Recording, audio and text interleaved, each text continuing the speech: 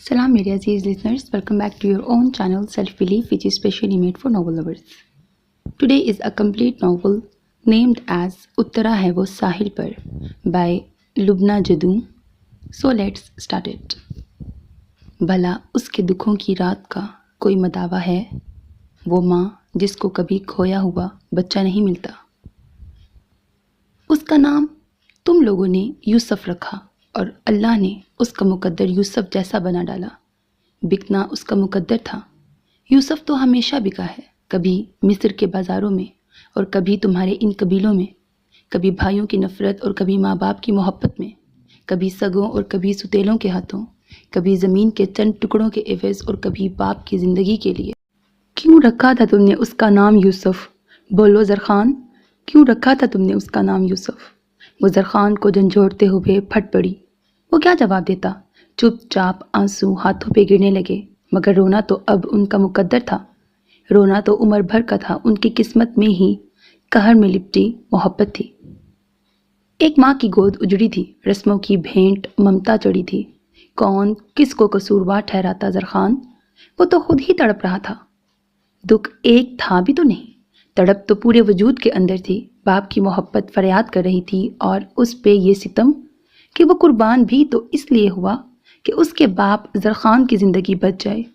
माँ ने तराजू के पलड़े में बेटे को रखा और दूसरी तरफ अपने मजाजी खुदा को, और ममता हार गई और उसकी गोद से नन्ना यूसुफ मुखालिफ कबीले को खून बहा में चला गया।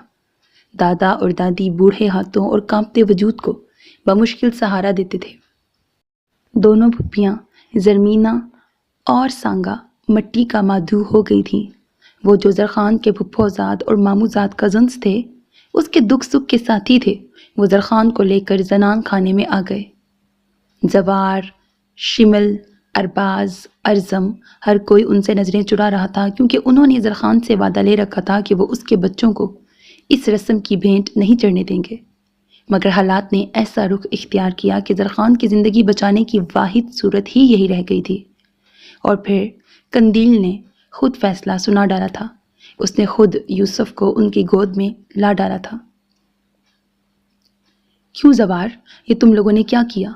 क्यों मुझे अपने जुर्म की सज़ा से बचाकर दूसरी आग में धकेल दिया? ये आग तमाम उम्र मेरी हस्ती को जलाती रहेगी। ज़वार, अगर कुर्बान ही करना था तो यूसुफ ही क्यों? वो तो अभी कंदील के बिना सो भी नहीं सकता था। ज़रख़ान ने कहा तो ज़वार से कुछ ना बोला गया। अलबत्ता शिमल ने हौसला करके उसे थामा और चरपाई पे बिठाया। उसके दिल की हालत वो खुद ही जानता था, मगर किसी ने तो हिम्मत करनी थी ना। ज़रख़ान, हालात बहुत नाजुक हो गए थे। ज़वार का ख्याल था मुराद, मगर भाई नहीं माने। उन्होंने यूसुफ को आगे कर दिया। यकीन करो, हम सब उनके आगे खड़े हो गए, मगर उन्होंने तुम्हारी मोहब्बत में सब कर डाला। वो बहुत बहादुर हैं, बहुत बड़ा दिल है उनका। शिमल ने कहा तो वो तड़प उठा। मगर शिमल, मैं कैसे उसका सामना करूं? मैंने उसे सिवाय दुखों और तकलीफ़ों के दिया ही क्या है?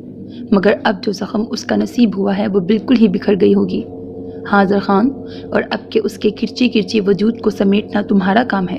अपने ज़ख्मी हाथों से उसके वजूद पे लगे ना दिखने वाले ज़ख्मों पे मरहम रखना कि मौत तो सब्र होती है, मगर ज़िंदा हो जाने वाले उम्र भर का रोक देते हैं। ज़वार ने कहा और उसे थाम कर खुद से लगा लिया, और वो खुल के रो दिया कि दिल की भड़ास निकल जाए। हवेली के मर्दान खाने और जनान खाने में लोगों का रश लगा था कि आखिर ज़रख़ान हवेली लौटा था। रात 12 बजे वो बाहर से फारिग हुआ और अंदर जनान खाने के बड़े हॉल में दाखिल हुआ। बीबी माँ तख्त पोश पे अफसुर्दा सी बैठी तस्बीह के दाने गिरा रही थीं। जरी, निगी, पलवशा और दूसरी लड़कियां अलग बैठी थीं। हर एक के चेहरे पे उदासी के डेरे थे। पुप्पो जानी और चच्ची जान बीबी माँ के पास थीं। आए लाला। विशे और निगी भी उठी। वो मुर्दा कदमों से माँ और पुप्पी जान के पास आ बैठा। ज़रख़ान बेटा, खुद को संभालो, अब जो हो गया है उसे बर्दाश्त करो। पुप्पो जी, अब सब्र के सिवा कर भी क्या सकते हैं? आंखें बंद करके बोला तो वो भी ठंडी आह भर के रह गई। विशे, अंदर कमरे में कोई है? ज़रख़ान ने हिम्मत करके बहन से पूछा। नहीं लाला, भाभी अकेली हैं। जवाब पलवशा की तरफ से आया। वो उठा और अंदर आ गया।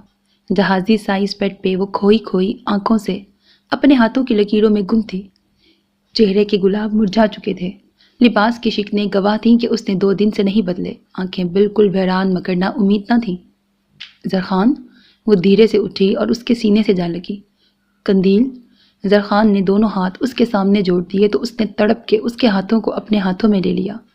مجھے معاف کر دینا زرخان، تمہاری غیر موجودگی میں مجھ سے تمہاری امانتیں سنبھالی نہ گئیں۔ میں کمزور پڑ گئی تھی زرخان، میری گرفت میرے بچے پہ کمزور ہو گئی، میرا یوسف میرے ہاتھوں سے چھوٹ گیا، میری محبت، میری ممتا سے جیت گئی، میرا یوسف چلا گیا، میرا یوسف، کہتے ہوئے وہ شدت سے رو دی۔ خدا نصیب کرے ان کو دائمی خوشیاں، عدم وہ لوگ جو ہمیں اداس رکھتے ہیں۔ سلطان لالا، زہرا خانم بھائی کے راستے میں آ گئی، جو جرگے سے کچھ دیر پہلے سرخرو لوٹے تھے۔ وہ مخالف قبیلے سے ایک معصوم کو شکار کر لائے تھے۔ گناہ کس کا تھا، جرم کس نے کیا اور سزا کا حقدار کون ٹھہرا؟ جسے نہ گناہ کا پتہ تھا اور نہ ثواب کا ادراک، جسے یہ بھی معلوم نہیں کہ وہ ماں کی گھنی چھاؤں سے محروم ہو گیا ہے۔ کیا بات ہے زہرا خانم، بولیں۔ سلطان لالا، کبھی نہ بولنے اور کچھ نہ مانگنے والی یہ بہن آپ کے سامنے دامن پھیلا کے کچھ مانگنا چاہتی ہے۔ وہ ہمت کر کے بولی۔ ارے ایسی کیا بات ہے زہرا خانم؟ انہیں بھی حیرت ہوئی بہن کو یوں راہ روکتے دیکھ کے۔ زہرا خانم نے تو اپنی زندگی کا ہر فیصلہ انہی کی زبان سے سنا تھا اور کبھی شکوہ نہ کیا، چاہے فیصلہ گھاٹے کا ہی کیوں نہ ہو۔ سلطان لالا، آپ کی روایات کی بھینٹ ایک معصوم بچہ چڑھ گیا ہے اور میں چاہتی ہوں کہ میری فریاد ہے کہ اسے میری جھولی میں ڈال دیں۔ دل کی حالت غیر ہو رہی تھی مگر انہوں نے ہمت نہ ہاری۔ زہرا خانم، سلطان خان کی آواز حیرت سے پھٹی بہن کی فرمائش پہ۔ وہ تو انہیں اس وقت انوکھی لاڈلی لگی جو کھیلنے کے لیے چاند کی خواہش مند تھی۔ لالا، میری زندگی بہت تنہا ہو گئی ہے، اگر آپ میری جھولی میں یہ بچہ ڈال دیں گے تو میری زندگی کو سہارا مل جائے گا، میری عمر بھر کی تپسیا کا صلہ مل جائے گا۔ میں نے اپنی زندگی کے ہر اچھے برے فیصلے کو اپنی تقدیر کا لکھا سمجھ کے قبول کیا ہے، لیکن اگر آج آپ میرا مان رکھ لیں تو شاید مجھے احساس جاگے کہ یہ میں جو گزار رہی ہوں وہ زندگی ہے۔ آج وہ اپنے اندر کی اگن نکال دینا چاہتی تھی۔ اسی دوران گل بھابھی بھی وہاں آ گئی تھی۔ لیکن زہرا خانم، یہ تو خون بہا میں آیا ہوا ہے، یہ تمہاری گود میں کیسے پل سکتا ہے؟ وہ جھنجھلا کے بولے۔ اسی لیے تو مانگ رہی ہوں، جھولی کے پھیلانے کا مقصد ہی یہ ہے کہ میں بھی ترسی ہوئی ہوں اور یہ بھی ان رسموں سے روایات سے ڈسا گیا ہے۔ وہ آج لڑنے کے لیے تمام ہتھیار آزمانے کے لیے سامنے آ گئی تھی۔ کیا سوچ کے تم نے یہ بات کی ہے زہرا خانم؟ تم نہ تو ان قبیلوں سے ناواقف ہو اور نہ خود سے باہر آئی ہو۔ وہ کہہ کے بڑھنے لگے تو وہ دامن پھیلا کے پھر سامنے آ گئی۔ سلطان لالا، آپ کے سامنے ایک سوالی ہے اور اس حویلی کی یہ شان نہیں کہ سوالی کو مایوس لوٹا دیں۔ بعض سوالی ایسے ہوتے ہیں زہرا خانم جس کو خالی لوٹانے کو من نہیں مانتا، مگر کشکول میں اپنی عزت اور غیرت نہیں ڈالی جا سکتی۔ رشتے قابل احترام ہوتے ہیں مگر پاؤں کی زنجیر نہیں بن سکتے۔ آپ کے ساتھ روایات نے کوئی ناانصافی نہیں کی۔ قبیلے میں جو آپ کے جوڑ کا تھا اس کے ساتھ ہم نے آپ کی شادی کی، اب اگر موت نے اسے آپ سے دور کر دیا تو اس میں روایات کو دوش دینا مناسب نہیں۔ وہ بولے چلے گئے۔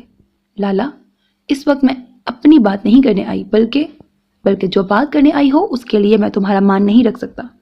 وہ بے دردی سے کہہ کے اندر چلے گئے اور وہ بے دم ہو کے صوفے پہ گر گئیں۔ گل بھابھی آگے آئیں اور بنا کچھ بولے انہیں خود سے لگا لیا۔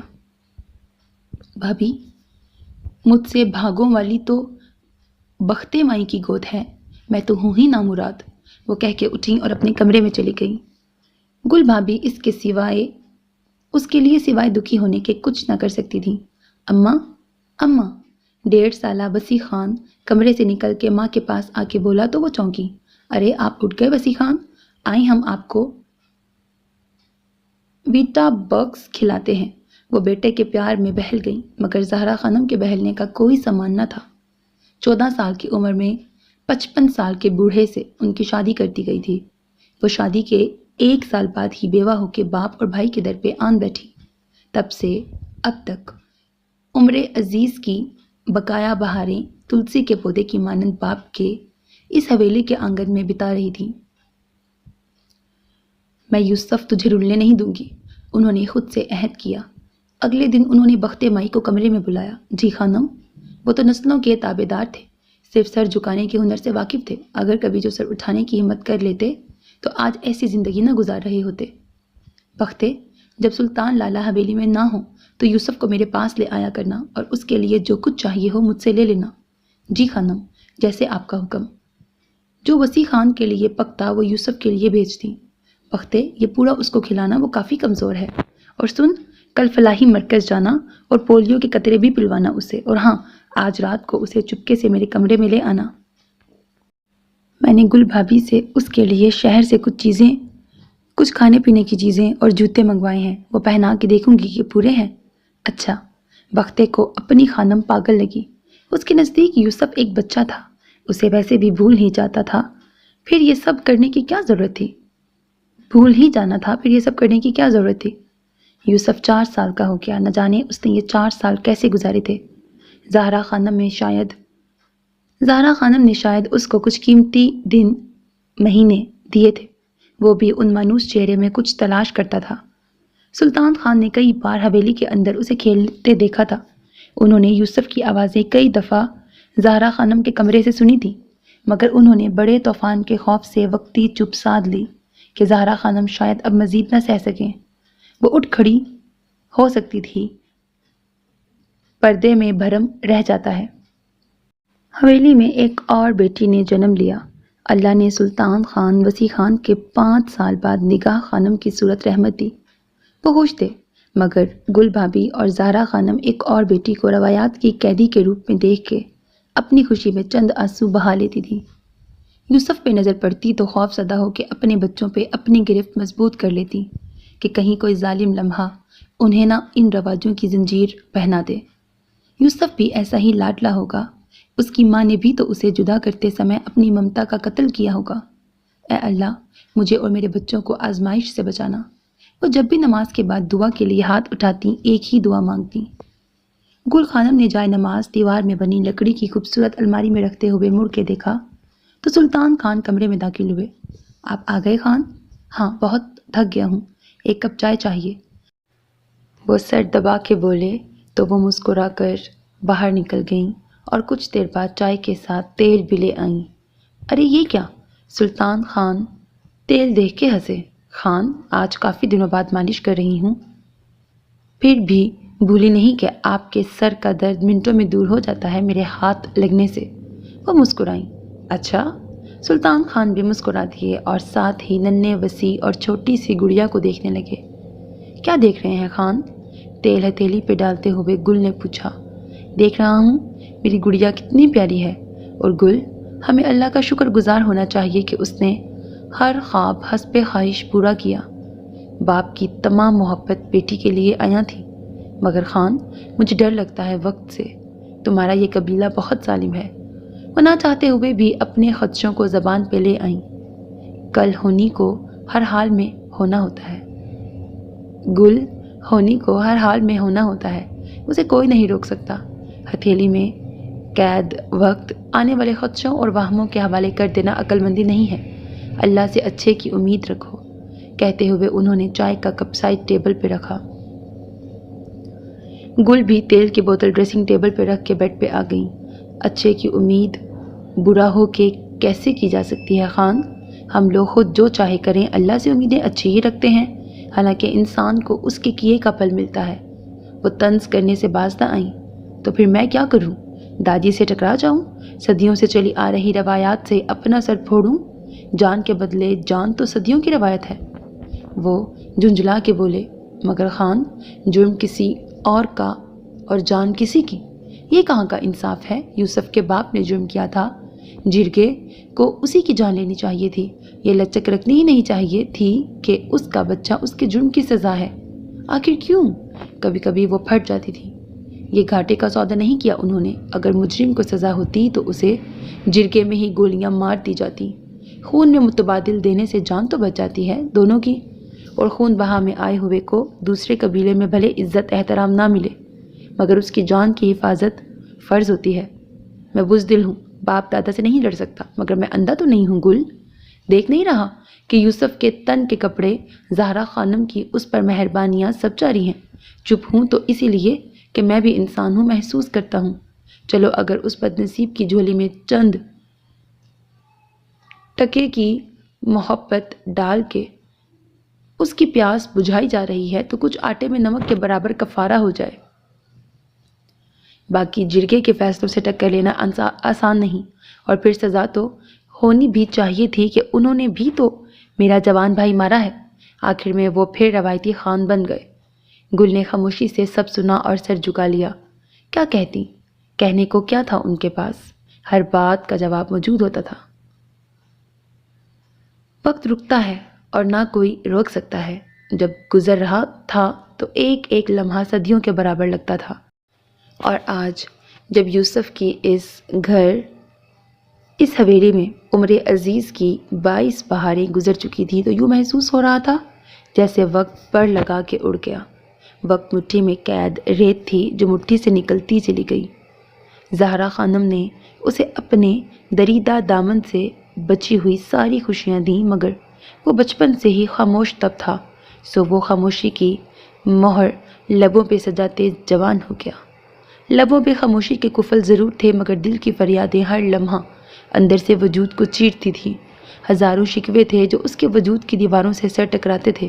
وہ چیخنا چاہتا تھا مگر کون سنتا اس کے بین۔ اسے ماں کی گود کی ضرورت آج بھی اتنی ہی تھی جتنی کسی نئے جنم لینے والے بچے کو ہوتی ہے۔ وہ کون تھا، کیا تھا، جاننے کی خواہش کو کچل دیتا تھا کہ آگہی عذاب ہوتی ہے، تڑپ بڑھ جاتی ہے۔ کبھی کسی سے کچھ جاننے کی خواہش ہی نہ کی تھی، بس اتنا پتہ تھا کہ وہ اپنے باپ کی جان بچانے کی خاطر خون بہا میں اس قبیلے تک آیا تھا۔ اس کے ہاتھ اور دامن میں کچھ بھی نہ تھا سوائے ان تلخ یادوں کے جب وہ بچپن سے لڑک پن اور اب جوانی کی سیڑھی پہ قدم رکھتے ہوئے اس کے ہمراہ تھی۔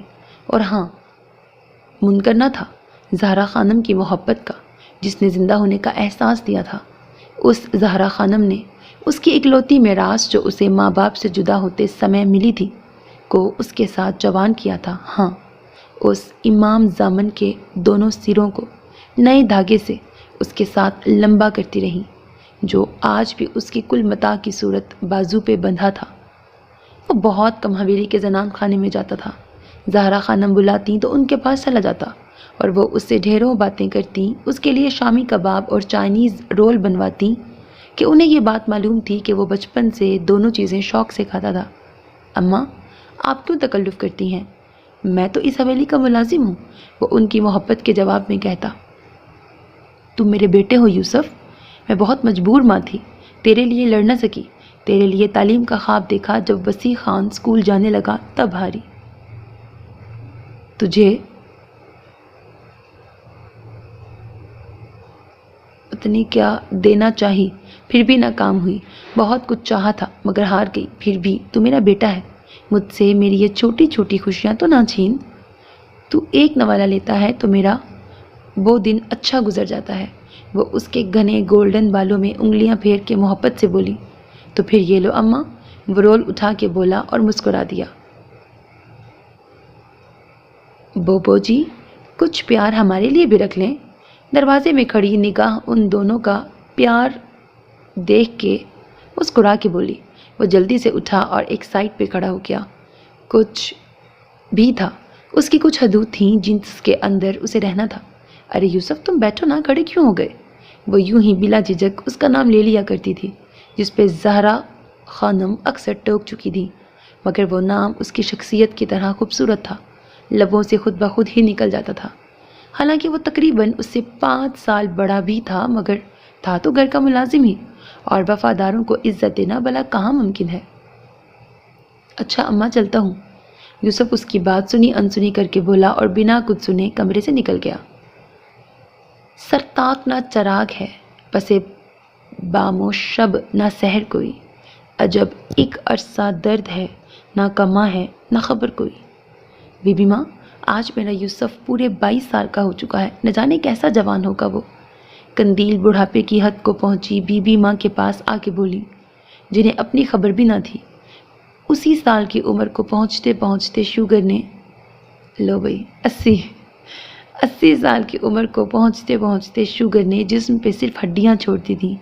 قوت سماعت بالکل ختم ہو چکی تھی، ہر وقت اپنے کمرے میں رہتی۔ زرخان جو کبھی ان کی حالت دیکھتے تو رو پڑتے۔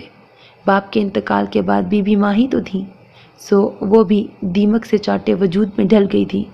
پھر بھی زرخان اور قندیل کو ایک آس تھی، حوصلہ تھا، وہ یقیناً بہت خوبصورت ہوگا۔ جب وہ پیدا ہوا تھا بی بی ماں تب بھی بہت خوبصورت تھا، جیسے تازہ لسی سے مکھن کا پیڑا نکالو ویسا میرے چاند کا چہرہ تھا، تبھی تو اس کا نام بنا سوچے یوسف رکھ ڈالا تھا۔ قندیل کی آنکھوں سے آنسو ٹپ ٹپ بہنے لگے۔ مراد اور یوسف کے بعد اللہ نے ان کی گود میں عائزہ کو ڈالا تھا، مگر یوسف نے ان کی زندگیوں کو چاند گرہن کی مانند کر ڈالا۔ ہر پل ہر لمحہ اس کی یاد ماں باپ اور بھائی بہن کے ساتھ رہتی تھی۔ زری اور نگی پھپھو کے ساتھ مراد اندر آ گیا۔ ہمیشہ سب یوسف کی سالگرہ پہ جمع ہوتے تھے زرخان کی حویلی میں۔ اسے کب پتا ہوگا کہ اس کی آج سالگرہ ہے؟ زری پھپھو نے اداس ہوتے کہا۔ وہ آپ کی گود کا پھول نہ جانے کہاں جا کھلا، ہم تو اس کی خوشبو تک کو نہیں پہنچ سکتے، نگی پھپھو نے افسردگی سے کہتے ہوئے چہرہ ہاتھوں میں چھپا لیا۔ زرخان ولی خان کا اکلوتا بیٹا، دونوں بہنوں زرمینہ اور زرسانگا کا لاڈلا بھائی، آج کے دن کسی کو اپنا دکھ نہ بتا پاتا، شمل خان کو بھی نہیں، جو نہ صرف اس کا پھپھو زاد تھا بلکہ اس کے دکھوں کی لمبی رات کے پل پل سے واقف تھا۔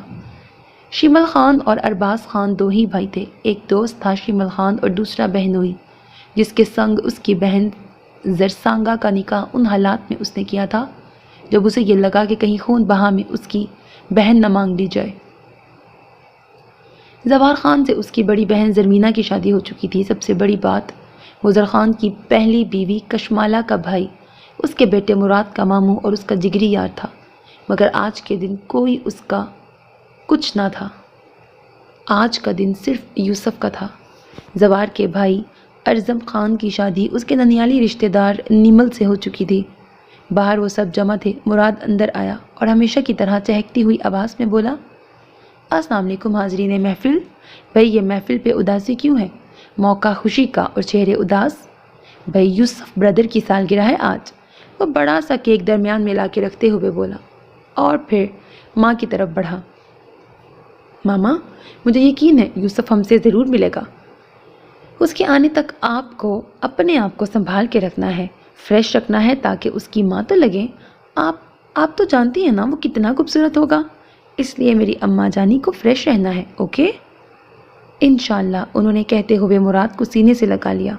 اور ماما میں نے عہد کر رکھا ہے کہ شادی اس وقت کروں گا جب وہ آئے گا، مراد نے جان بوجھ کے شرارت سے زری پھپھو کو دیکھ کے کہا، جن کی بیٹی ہدی سے اس کی منگنی ہو چکی تھی۔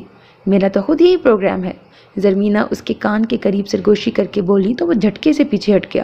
ارے یہ پھپھو جانی، میں تو سمجھا تھا آپ میرے فیصلے کی مخالفت کر کے میری راہ صاف کر دیں گی۔ جانی بیٹا، میں آپ کی پھپھو ہوں مگر یوسف کی ماں ہوں، اوکے؟ وہ اس کی پیٹھ پہ ہلکی سی چپت لگا کے ہنسی۔ بالکل ٹھیک کہا زری خالہ آپ نے، زرسانگا کی بیٹی مرجانہ نے کہا۔ مراد جو پائلٹ بن چکا تھا مگر چٹکلے بالکل نو عمر لڑکوں والے تھے۔ زرمینہ پھپھو کی ایک بیٹی ہدی اور دو بیٹے تھے۔ بڑا بیٹا جمال خان میڈیکل کے فرسٹ ایئر میں اور چھوٹا بیٹا کمال خان FSC میں تھا۔ زرسانگا پھپھو کی 3 بیٹیاں تھیں، مرجانہ، گلوش اور سبزیری۔ وہ تینوں نگی پھپھو کی طرح بہت رکھ رکھاؤ والی تھی۔ مرجان کی منگنی زری پھپھو کے بیٹے جمال خان سے ہو چکی تھی۔ مراد کے ننیال میں اس کے وشے خالہ تھی جن کی شادی زرخان کے پھپھو زاد شمل خان سے ہو چکی تھی۔ ان کے 2 بیٹے ایمل خان اور نبیل خان تھے، ان کی ایک بہن ابیرہ تھی۔ عائزہ نے کہا لگاتے ایمل کو دیکھا اور اٹھ کے کچن میں آ گئی کہ دل کی دھڑکنوں نے تو آج بالکل ہی بغاوت کر دی تھی۔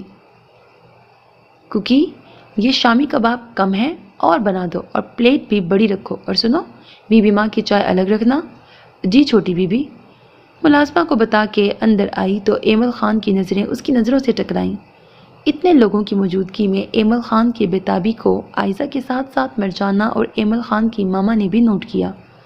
وہ بیٹے سے بہت قریب تھی، اس کے دل کا حال جاننے کے بعد ہی انہوں نے زرخان لالا سے عائزہ کو مانگ لیا تھا۔ عائزہ کے کانوں میں ایمل خان کی سرگوشیاں گونجنے لگیں۔ عائزہ یقین کرو، تم نے میری راتوں کی نیند لوٹ لی ہے، تم سے ملا تو دل نے جانا کہ محبت کیا ہوتی ہے۔ عائزہ مگر نہ جانے کیا بات ہے، دل کو ہر وقت دھڑکا لگا رہتا ہے کھو جانے کا۔ آپ ایسی باتیں کیوں کرتے ہیں ایمل؟ ابھی تو ہاتھ تھاما ہے اور لمبی ڈگر ہے، نبھانا تو پڑے گا آپ کو، عائزہ مسکرا کے کہتی۔ مگر یہ وہ باتیں تھیں جو کبھی کبھار کی تنہائی انہیں مہلت دے دیتی تھی تو کر لیتے تھے۔ ایک دوسرے کو چپ چاپ تو اکثر دیکھنے کا موقع مل جاتا تھا۔ شام پہاڑی کے پیچھے والے جنگل میں اپنی مخصوص جگہ پہ ایمل، مراد اور جمال خان 1-1.5 گھنٹہ ضرور گزارتے تھے اور ڈھیروں باتیں کرتے تھے، مگر کبھی بھی رشتوں کے احترام میں فرق نہ آیا تھا کہ تینوں رشتوں کی ڈور سے بندھے تھے۔ جمال کی بہن حدیم مراد سے منسوب تھی اور مراد کی بہن عائزہ ایمل خان کی منگیتر تھی۔ اکثر زرخان، شمل اور زوار خان ہنستے اور خوش ہو کے بتاتے کہ ان کے بیٹوں نے ان کی طرح تکون برقرار رکھی اور دوستی کی دیواریں مضبوط کی۔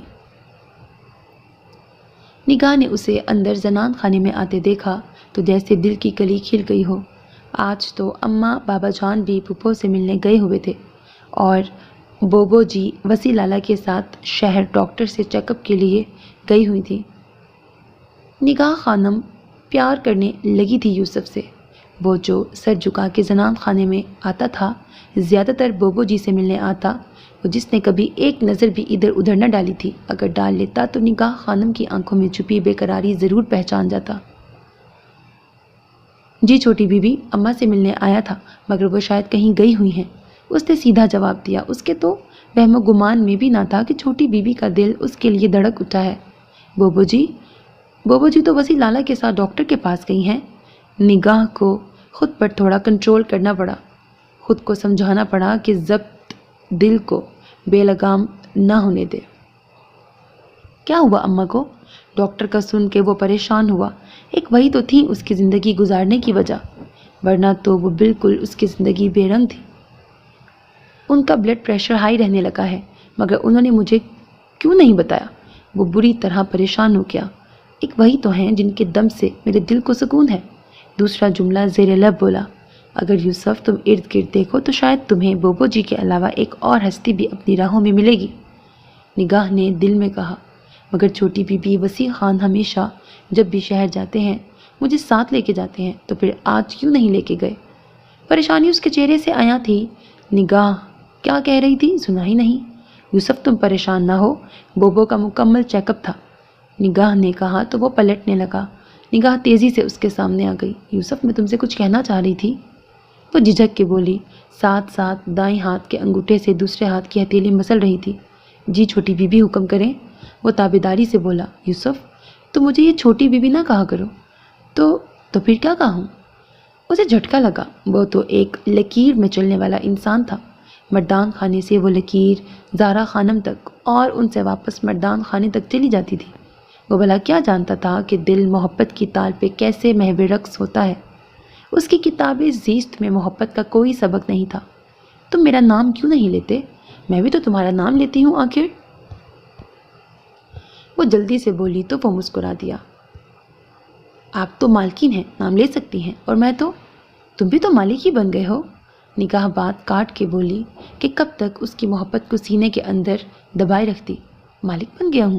اچھا، وہ تمسخر سے ہنسا۔ وہ بھلا کیسے؟ یوسف ضروری تو نہیں کہ مالک وہی ہو جس کے پاس دولت، جاگیر، جائیدادیں ہوں۔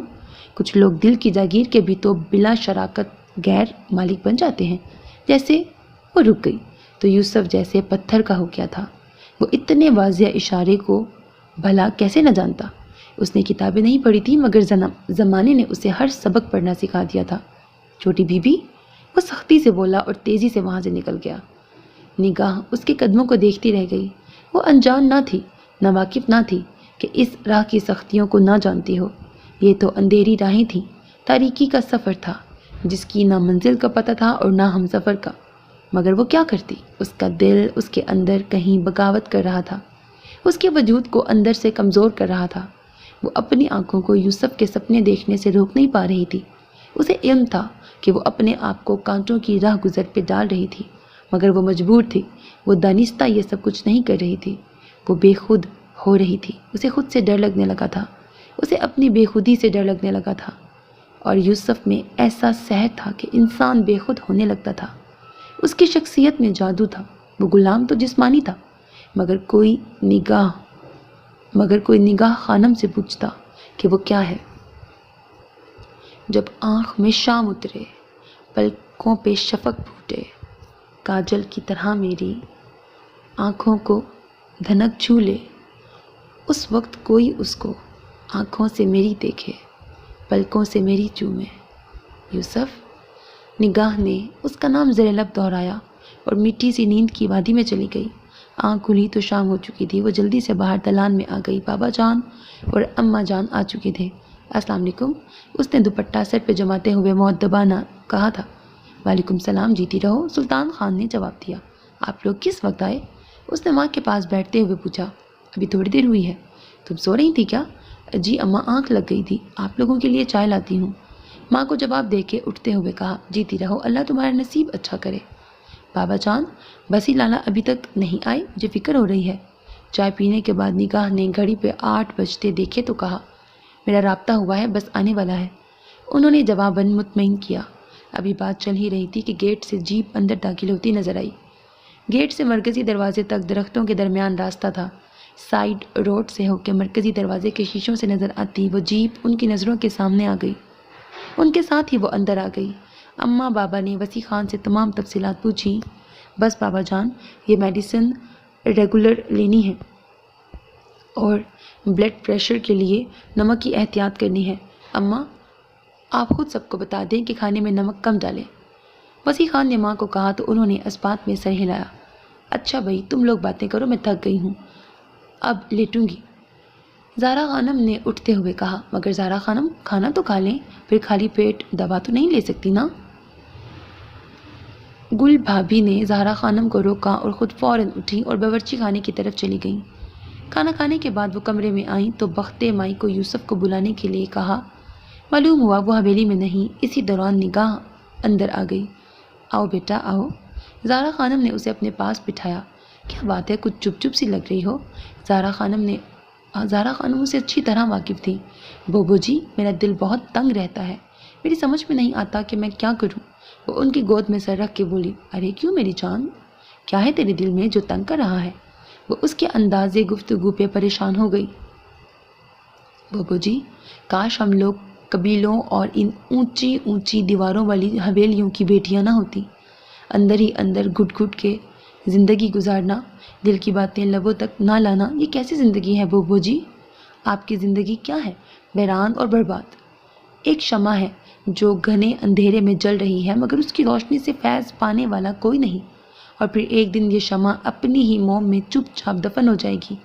آپ کے بعد میری اور میرے بعد کسی اور بیٹی کی باری آ جائے گی۔ ارے نکاح، یہ اتنی سی عمر میں اتنی بڑی بڑی باتیں؟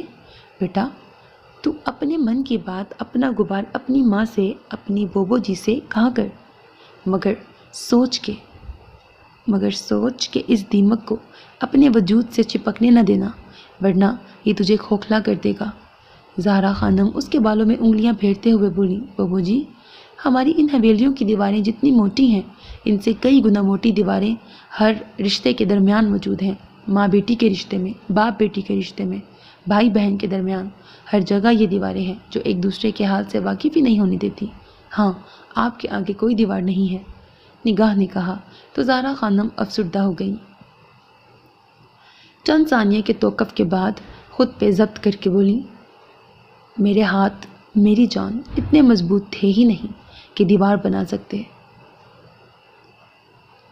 بنا دیواروں کے اس چھت کے نیچے بیٹھی ہوں، مگر مجھے یہ سمجھ نہیں آ رہا کہ تو کیوں اندر سے اتنی کھوکھلی ہے۔ کیا تجھے اپنی بوبو جی میں وہ چہرہ نظر نہیں آتا جو تیرے دل کو ہلکا کر سکے؟ وہ اس کا چہرہ اپنی طرف کر کے بولی، جس سے آنسو گالوں کو بھگو رہے تھے۔ کیوں بیٹا، مجھے نہیں بتائے گی؟ کیا بتاؤں بوبو جی، بتانے کے لیے تو کچھ بھی نہیں، البتہ ایک سوال ہے، اجازت ہو تو پوچھوں؟ وہ اٹھتے ہوئے ان کے سامنے بیٹھ گئی۔ پوچھو میری جان۔ بوبو جی، آپ میرا مطلب ہے کہ مجھے آپ کا سہارا چاہیے، میں بہت کمزور ہوتی جا رہی ہوں۔ میں جانتی ہوں کہ میری بات سننے کے بعد آپ مجھ سے ناراض ہو جائیں گی، مگر میں پھر بھی آپ سے اپنے دل کی ساری باتیں کروں گی، کیونکہ اگر نہیں کروں گی تو جانتی ہوں گھٹ کے مر جاؤں گی۔ وہ ان کے ہاتھوں کو تھام کے بولی، بولو، جو پوچھنا ہے پوچھو۔ بوبو جی، کچھ عرصے سے میرے دل میرا دل کسی کو بار بار دیکھنے کا خواہش مند رہنے لگا ہے۔ ہمت کر کے اس نے کہہ ہی ڈالا، کیا مطلب؟ انہیں جھٹکا لگا۔ ابھی وہ پورے 18 کی بھی نہیں ہوئی تھی۔ سرخ و سفید رنگت، گلابی ہونٹ، کھڑی خوبصورت ناک میں ہیرے کی لونگ، اس کی روشن ہلکے سبز رنگ کی موٹی موٹی آنکھیں، بلا شبہ اللہ نے اسے بہت خوبصورت بنایا تھا۔ بولو بوبو، وہ مجھے بہت اچھا لگتا ہے۔ کون اچھا لگتا ہے؟ انہیں یوں لگ رہا تھا کہ کوئی ان کے کانوں میں پگھلا ہوا سیسا اتار رہا ہے۔ وہ نگاہ سے خوف زدہ ہو گئی تھی۔ وہ سوچ بھی نہیں سکتی تھی کہ نگاہ اپنے رسموں و رواجوں سے واقف ہونے کے باوجود انگاروں بھرے اس راستے پہ قدم رکھے گی۔ کون ہے وہ نگاہ؟ انہیں اپنی آواز دور سے آتی ہوئی محسوس ہوتی۔ بوبو جی، میں جانتی ہوں کہ میں دیواروں میں چنوائی جاؤں گی۔ میرا جرم ناقابل معافی ہے، مگر میرا خود پہ قابو نہیں رہا۔ وہ سب جانتی تھی۔ آپ میرے درد کی درماں بن جائیں، میرا سہارا بن جائیں، پلیز بوبو جی۔ بیٹا، تو ابھی ناسمجھ ہے، زندگی کی قیمت سے واقف نہیں۔ بہت مشکل ہے اس درد کو لے کے چلنا۔ ان چلتے قدموں پہ زنجیر باندھ لو، خود کو روک لو۔ یہ دیکھو میرے جڑے ہوئے ہاتھ، خود کو روک لو ورنہ بکھر جاؤ گی۔ انہوں نے ہاتھ جوڑ دیے تو وہ ان سے لپٹ کے رو دی۔ دروازے پر دستک ہوئی تو نگاہ کے دل کی دھڑکنیں تھمنے لگیں۔ زہرا خانم بھی اس دستک سے بخوبی واقف تھی۔ نگاہ فوراً سیدھی ہو کے اٹھی اور تیزی سے دروازہ کھولا۔ توقع کے عین مطابق سامنے وہی تھا۔ نگاہ کی نظریں جھک گئیں۔ اماں ہیں اندر؟ اس نے پوچھا تو وہ ایک طرف ہو گئی، اسے اندر آنے کا راستہ دیا اور پھر خود کمرے سے نکل گئی۔ السلام علیکم اماں۔ وہ ان کے آگے جھکا تو انہوں نے دعا دیتے ہوئے سر پہ ہاتھ پھیرا۔ جیتے رہو۔ کیسی طبیعت ہے آپ کی؟ کیوں ڈاکٹر کے پاس گئی تھی؟ اس نے بے قراری سے پوچھا۔ ارے بالکل ٹھیک ہوں، وسیع خان زبردستی خامہ خواہی لے گیا تھا۔ اس کی پریشانی پہ وہ مسکرا کے بولی تاکہ اسے تکلیف نہ ہو، ورنہ پچھلے کچھ عرصے سے ہر وقت دل و دماغ پہ بوجھ رہتا تھا۔ اچھا کیا وسیع خان نے، آپ کا رنگ بھی خراب ہو رہا تھا۔ انہوں نے یوسف کے پریشان چہرے کو دیکھا تو اندر کی پیاس بجھی۔ اچھا اب چلتا ہوں، رات کافی ہو گئی ہے، آپ آرام کریں۔ کچھ دیر بعد وہ اٹھ کھڑا ہوا تو انہوں نے دعاؤں میں رخصت کیا۔ بستر پہ آئیں تو دھیان پھر نگاہ کی طرف مڑ گیا۔ نگاہ، یہ کیا کر بیٹھی ہے تو؟ ایسی راہ چل پڑی ہے کہ جس پہ چل کے تیرے پاؤں لہو لہان ہو جائیں گے۔ تو منزل بھول کے اپنے زخموں کو گننے لگے گی۔ وہ تو ملے گا نہیں، زخم بے بہا ملیں گے۔ کبھی ایک زخم سے ٹیس اٹھے گی اور کبھی دوسرے سے۔ میری گڑیا، تو کیسے سہے گی؟ اور وہ کون ہے جو تیری چاہ بن گیا ہے؟ تو حویلی سے قبیلے تک کے لوگوں سے ملنے تک بہت کم جاتی ہے، پھر کہاں کیسے تیری نظر بہک گئی؟ نہیں میری بیٹی، تجھے اپنی آنکھوں کے خواب نوچنے ہوں گے، تجھے اپنے دل پہ پہرا بٹھانا ہوگا۔ میں تجھے لٹتے نہیں دیکھ سکتی، میں تمہیں روک لوں گی، میں تمہیں ان راہوں سے لوٹنے پہ مجبور کر دوں گی۔ انہوں نے فیصلہ کر لیا تھا۔ ہاں، ہم سے نہ کر ترک تعلق کا ارادہ، ہم کر لیں اگر عہد تو کرتے ہیں عمل بھی۔ ماما، آپ کو پتہ ہے زری پھپھو جمال بھائی کی شادی کی بات کر رہی ہیں؟ اللہ، کتنا مزہ آئے گا نا؟ عائزہ ماں کا ہاتھ پکڑ کے خوشی سے بولی۔ ہاں، تمہارے زوار ماما جی نے زرخان سے بات کی تھی، زری پھپھو نے بھی آ کے بتایا ہے، مگر تمہاری نگی پھپھو کچھ تاخیر چاہ رہی ہیں۔ قندیل نے کہا۔ کیوں ماما؟ نگی پھپھو کیوں ایسا کر رہی ہیں؟ دراصل مرجانہ پہلے اپنی تعلیم مکمل کرنا چاہ رہی ہے۔ وہ تو جمال لالا نے کہا ہے نا کہ شادی کے بعد انہیں کوئی اعتراض نہیں ہے، مرجانہ جتنی چاہے تعلیم حاصل کر لے، تو پھر کیوں خواہ مخواہ مرجانہ مسئلہ کر رہی ہے؟ آپ کو پتہ ہے نا جمال لالا غصے کے کتنے تیز ہیں، مجھے ان سے ڈر لگتا ہے، اللہ نہ کرے غصے میں کوئی غلط فیصلہ نہ کر لیں۔ آپ جانتی ہیں نا جمال لالا کو؟ عائزہ بہت پریشان ہو گئی۔ ایک بات کان کھول کے سن لو، تم وہ کرو گی جو میں کہوں گا۔ جمال لالا نے کتنے غصے سے کہا تھا، اور جواباً مرجانہ نے کیسے جمال لالا کو غصہ دلایا تھا۔ جمال خان منگنی کا مطلب ہرگز یہ نہیں کہ تم میرے مالک بن چکے ہو۔ تو پھر منگنی کا کیا مطلب ہے؟ ہاں، سمجھاؤ گی مجھے؟ درمیان میں عائزہ کا گلا خشک ہو رہا تھا اور وہ دونوں اپنے اپنے محاذوں پہ ڈٹے ہوئے تھے۔ جمال پلیز مجھے تنگ مت کرو، مرجانہ کی آواز پھٹ گئی۔ کون کسے تنگ کر رہا ہے مرجانہ، یہ تم اچھی طرح جانتی ہو۔ بہرحال میں نے تمہیں اپنا فیصلہ سنا دیا ہے، تم مانو گی اور ضرور مانو گی۔ وہ کہہ کر چلے گئے تھے تو مرجانہ پھوٹ پھوٹ کے رو پڑی۔ بات کچھ بھی نہ تھی، مگر معاملہ دونوں کے درمیان انا کا آ گیا تھا۔ مرجانہ نے اپنی دوست کے ساتھ ایوب میڈیکل کالج میں ایڈمیشن لینا چاہا، مگر جمال خان نے اسے ہر حال میں خیبر میڈیکل کالج میں ہی داخل ہونے کا کہا، جس کی وجہ سے دونوں کے درمیان تناؤ پیدا ہو گیا۔ معاملہ کافی بڑھ گیا، بات بڑوں تک پہنچ گئی۔ اب زرمینہ اور زرسانگا دونوں بہنیں تھیں۔ زرخان بھی کافی پریشان تھا، وہ دونوں ضد میں اپنی زندگیاں برباد کر رہے تھے۔ زرخان، زوار اور شیمل خان کے سمجھانے پر جمال خان نے سر جھکا لیا، مگر پھر مرجانہ نے اپنی راہ ہی بدل لی۔ وہ جو ڈاکٹر بننے کے خواب بچپن سے دیکھتی چلی آئی تھی، اس نے اپنا ارادہ بدل لیا اور BSc میں ایڈمیشن لے لیا۔ ماں تک کی بات نہ مانی اور ایڈمیشن گزر گئے۔ عائزہ مرجانہ کے بہت قریب تھی، دونوں ایک دوسرے کی بہت اچھی دوستیں تھیں۔ وہ جانتی تھی کہ مرجانہ کیوں بالکل خاموش ہو گئی۔ اسے جمال خان کی بے رخی مار گئی، وہ اسے روایتی مرد کے روپ میں ہی نظر آیا۔ اس بات کو 8-9 ماہ گزر چکے تھے۔ مرجانہ کے 3rd ایئر کے ایگزامز ہو گئے تو ایک دفعہ پھر ان کی شادی کا ذکر چل نکلا، مگر مرجانہ کی ضد تھی کہ وہ پہلے اسٹڈیز مکمل کرے گی تب شادی ہوگی۔ مگر اب کہ اس کی ایک نہ چلی اور شادی کی تاریخ فکس ہو گئی، پورے 1 ماہ بعد شادی طے ہو گئی۔ عائزہ جمال خان نے جو کچھ میرے ساتھ کیا ہے اس کے بعد میرا دل اس کی طرف سے بہت خراب ہو چکا ہے۔ اس نے میرے سارے خواب چکنا چور کر ڈالے ہیں۔ عائزہ اور مرجانہ دونوں واک کرتے ہوئے مالٹوں کے باغ میں آ کے بیٹھ گئیں۔ ایسے نہ کہو مرجانہ، وہ بہت اچھے ہیں، بس تب تم دونوں کو ہی ضد ہو گئی تھی، ورنہ میں جانتی ہوں کہ وہ تمہیں بہت پیار کرتے ہیں اور تم بھی لاکھ چھپاؤ مگر انکار نہیں کر سکتی۔ عائزہ نے کہا تو وہ لمحے بھر کے لیے چپ رہی۔ عائزہ، جن سے بہت توقعات ہوں وہ دل توڑیں تو انسان ریزہ ریزہ ہو جاتا ہے، اور جمال نے مجھے بہت بری طرح توڑا ہے۔ اس نے میرے بچپن کے خواب کو چکنا چور کیا ہے، میں اسے کبھی معاف نہیں کروں گی۔ وہ پھوٹ پھوٹ کے رونے لگی۔ عائزہ نے اسے رونے دیا کہ اندر کا غبار نکل جائے، مگر بدگمانیاں دن بدن بڑھتی چلی گئیں۔ عائزہ بہت خوفزدہ تھی کہ نہ جانے یہ دونوں آگے کیا کریں گے۔ مراد لالا، آپ جمال لالا کو سمجھائیں نا، یقین کریں مرجانہ بہت اچھی لڑکی ہے، مگر ابھی وہ کچھ بدگمان ہے۔ عائزہ بھائی کے پاس آ کے بولی کہ وہ جانتی تھی کہ مراد جمال خان سے بہت قریب تھا۔ تم بے فکر رہو عائزہ، مرجانہ نے جو بالکل ہی میڈیکل کی لائن تبدیل کر ڈالی تو دکھ جمال کو بھی بہت ہوا ہے، مگر وہ خود اس معاملے میں کافی شرمندگی محسوس کرتا ہے۔ اسے مرجانہ سے بہت محبت ہے، دیکھنا دونوں بالکل سیٹ ہو جائیں گے۔ مراد نے تسلی دی تو وہ مطمئن ہو گئی، مگر سب ٹھیک نہ ہوا۔ مرجانہ نے اپنی تعلیم ادھوری چھوڑنے کا اعلان کر دیا۔ جمال خان کسی رسم و رواج کی پرواہ کیے بنا دندناتا ہوا مرجانہ کے کمرے میں چلا آیا۔ اس دن مرجانہ کے کپڑے ٹانکے جا رہے تھے۔ اس کے قبیلے کی تمام لڑکیاں اور کزنز بھی موجود تھیں۔ ڈھولکی بج رہی تھی۔ وہ کسی بات پہ عائزہ کے ساتھ مسکرا رہی تھی کہ وہ دروازہ جھٹکے سے کھول کے اندر آیا۔ سب کے چلتے ہاتھ اور زبانیں رک گئیں، سب پھٹی پھٹی نظروں سے اسے دیکھنے لگی۔ وہ سیدھا اس کے سامنے آیا۔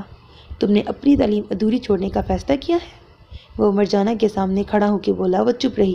میری بات کا جواب دو مرجانہ، جمال سختی سے پوچھ رہا تھا۔ ہاں، میں نے یہ فیصلہ کیا ہے، وہ انکار نہ کر سکی۔ وجہ؟ میری مرضی، وہ کندھے اچکا کے بولی۔ سزا دینا چاہتی ہو مجھے؟ جمال نے اس کے بازو کو یوں پکڑا جیسے کسی شکنجے میں پھنس گیا تھا۔ وہ چپ رہی۔ تو پھر ایک فیصلہ میرا بھی سن لو، میں تم سے شادی سے انکار کر رہا ہوں۔ تم میرے نہ کردہ گناہ کو معاف نہیں کر رہی ہو تو پھر میں جانتا ہوں ہم دونوں کی زندگی خراب ہوگی۔ میری تو دونوں صورتوں میں ہی خراب ہے، مگر میں تمہاری زندگی خراب نہیں ہونے دوں گا۔ تم میری طرف سے آزاد ہو۔ کہہ کے وہ جانے لگا تو وہ بھاگ کے اس کے سامنے آئی اور چلا کے بولی، جمال خان، تم صرف اپنی منوانا چاہتے ہو، تم صرف اپنی منوانا جانتے ہو۔ تم نے میرے خواب کی راہ روکی، اب تم دوبارہ پورے قبیلے کے سامنے مجھے رسوا کرنا چاہ رہے ہو تاکہ ہر کوئی مجھے کہہ سکے کہ مرجانہ کو جمال خان نے ٹھکرایا ہے۔ میرے ماں باپ کو ذلیل کرنا چاہ رہے ہو تم، مگر میں ایسا نہیں کروں گی۔ ٹھیک ہے، جو چاہتے ہو تم وہی کروں گی میں۔ اس نے ہار مان لی کہ وہ جمال خان کے آگے خود کو ثابت قدم نہیں رکھ سکتی تھی۔ وہ بار بار اس کے آگے ہار جاتی تھی، اپنے ماں باپ اور خاندان کو رسوا نہیں کر سکتی تھی۔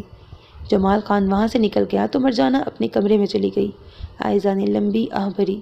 توبہ، یہ جمال لالا تو بڑی دھانسو قسم کی چیز ہے، کسی بات سے نہیں ڈرتے، جو دل میں آتا ہے کر گزرتے ہیں، گلوش نے کہا۔ سچتا بھی تو ہے جمال لالا پہ غصہ۔ ابیرہ تو تھی ہی رومانٹک اور افسانوں کی دنیا میں رہنے والی لڑکی، اسے اس طرح کے ہیرو ٹائپ لڑکے پسند تھے۔ سب نے شکر ادا کیا کہ وہ خیر خیریت سے رخصت ہو کے جمال خان کی حویلی چلی گئی۔ ولیمے کی دعوت انتہائی شاندار تھی اور وہ دونوں بھی مطمئن لگ رہے تھے۔ ان دونوں کو خوش دیکھ کے سب خوش اور مطمئن تھے۔ کھٹکا جو دل میں تھا وہ نکل چکا تھا۔ وہ دونوں ایک دوسرے سے اپنے آپ کو منوا چکے تھے۔ غلط فہمیاں دور ہو چکی تھیں۔ جب مرجانہ سے عائزہ کو پتہ چلا تو ایک سکون دل میں اترا۔ خامخواہ ہم لوگوں کا خون خشک کر رکھا تھا، سب نے ہی لتے لیے ان دونوں کے۔ یوسف، دروازہ بجا کے وسیع خان نے آواز دی تو وہ اپنی چرپائی سے فوراً اٹھا اور کنڈی کھولی اور باہر آ گیا۔ ان کے کمرے حویلی کی پچھلی طرف تھے۔ جی وسیع خان، سو تو نہیں گئے تھے؟ وسیع خان نے پوچھا کہ اس کی آنکھوں میں نیند کا خمار نظر آ رہا تھا۔ نہیں، ابھی جاگ رہا تھا۔ کوئی کام ہے کیا؟ ہاں، صبح میں نے اور چھوٹی بی بی نے پشاور جانا ہے کام سے۔ بی بی کے رول نمبر کا مسئلہ ہے، تم تیار رہنا، صبح نماز کے بعد جلد ہی نکلنا ہے، وسیع خان نے کہا تو اس نے سر اسبات میں ہلایا۔ کھانا کھا لیا تم نے؟ جاتے جاتے وسیع خان پلٹا اور پوچھا۔ نہیں، بھوک نہیں ہے، بس سر درد ہے، سونا چاہ رہا ہوں، وہ ماتھے کو دبا کے بولا۔ پھر تو کھانا کھاؤ تاکہ گولی لے سکو۔ وسیع خان کے دل میں کہیں کوئی ہمدردی اس کے لیے موجود تھی۔ خوبصورتی بھی ایک خوبصورت ہتھیار ہوتا ہے، دشمن کو بھی لچک کے دائرے میں لے آتا ہے۔ وسیع خان نے واپسی پہ سوچا۔ صبح طبیعت خرابی کے باوجود ناشتے کے بعد وہ جلدی باہر آ گیا۔ وسیع خان اسی وقت باہر آیا، نگاہ سفید چادر میں نکلی۔ یوسف نے آگے بڑھ کے دروازہ کھولنا چاہا تو نگاہ کا ہاتھ اس سے پہلے ہی دروازے تک پہنچ گیا۔ یوسف نے گھبرا کے وسیع خان کی طرف دیکھا، مگر وہ فرنٹ سیٹ کا دروازہ کھول کے بیٹھ رہا تھا۔ یوسف نے نگاہ کے بیٹھنے کے بعد دروازہ بند کیا اور ڈرائیونگ سیٹ پہ آ گیا۔ گاڑی دھیرے دھیرے چلنے لگی۔ وسیع خان اس کے ساتھ باتوں میں لگا ہوا تھا، وہ بھی کبھی جواب دے دیتا یا پھر چپ چاپ سن لیتا۔ ارے میں بھول گیا یوسف، تمہاری طبیعت اب کیسی ہے؟ وسیع خان کو اچانک اس کی طبیعت کا خیال آیا۔ بہتر ہوں اب، مین ہائی وے پہ گاڑی ڈالتے اس نے کہا، اور ساتھ ہی بیک میرر پہ پیچھے سے آنے والی ٹریفک پر نظر ڈالی تو وہ اسے ہی دیکھ رہی تھی۔ نظریں ٹکرائیں تو اس نے گھبرا کے سامنے دیکھا۔ اوہو، یہ چھوٹی بی بی کیوں میری آزمائش بن رہی ہیں؟ وہ دل میں خود سے بولا۔ ایک منٹ یوسف، ذرا سائڈ پہ روکنا۔ وسیع خان کے موبائل پہ کال آ رہی تھی۔ یوسف نے گاڑی سائڈ پہ روکی تو وسیع خان اتر کے ذرا سائڈ پہ ہو گیا۔ یوسف، کیا ہوا ہے تمہیں؟ نگاہ نے موقع پاتے ہی فائدہ اٹھاتے ہوئے پوچھا۔ کچھ نہیں، وہ سنجیدہ ہو کے بولا اور ساتھ ہی اسٹیئرنگ پہ اپنا بازو رکھ کے سر رکھ لیا۔ سر درد سے پھٹا جا رہا تھا۔ تم مجھے ٹھیک نہیں لگ رہے ہو، تمہارا چہرہ سرخ ہو رہا ہے، یہ پانی پیو۔ وہ اپنی منرل واٹر کی بوتل اس کی طرف بڑھا کے بولی تو وہ گھبرا گیا۔ اللہ کے لیے چھوٹی بی بی کچھ خیال کریں، وسیع خان بھی ہمارے ساتھ ہیں، وہ لفظ دبا دبا کے آہستگی سے بولا۔ اچھا، جلدی سے یہ ٹیبلٹ کھا لو۔ وہ اپنے پرس سے ڈسپرین کی ٹیبلٹ نکال کے بولی، مگر اس نے لینے سے انکار کر دیا۔ مجھے نہیں لینا بی بی، پلیز یوسف تم یہ لے لو، میں باقی کچھ نہیں کہتی تمہیں۔ کہتے ہوئے اس کی آواز پر آ گئی، مگر وہ پتھر دل بن گیا اور خاموشی سے باہر دیکھنے لگا۔ نگاہ کی آنکھوں میں آنسو آ گئے۔ وہ محبت کی طلبگار اور وہ بیزار تھا۔ اتنے میں وسیع خان بھی آ گیا۔ ہاں چلو بھائی جلدی، وہ دروازہ بند کر کے بولا۔ اور سنو یوسف، واپسی پہ میں رکوں گا یہیں، تم چھوٹی بی بی کو لے جانا۔ نگاہ خانم کا دل کھل اٹھا، جبکہ وہ اندر ہی اندر گھبرا گیا۔ وہ نگاہ خانم سے ڈرنے لگا تھا اور اب یہ ایک لمبا سفر اس کے ساتھ بتانے کا سوچ کے گھبراہٹ ہونے لگی، مگر اب وہ کیا کر سکتا تھا؟ نگاہ اور وسیع خان یونیورسٹی کے ایڈمیشن ڈپارٹمنٹ چلے گئے اور وہ گاڑی کے بونٹ سے ٹیک لگا کے آتے جاتے لوگوں کو دیکھ رہا تھا۔ پڑھے لکھے لوگوں کی ٹور ہی کچھ اور ہوتی ہے، کاش میں بھی پڑھ سکتا، دل میں حسرت جاگی۔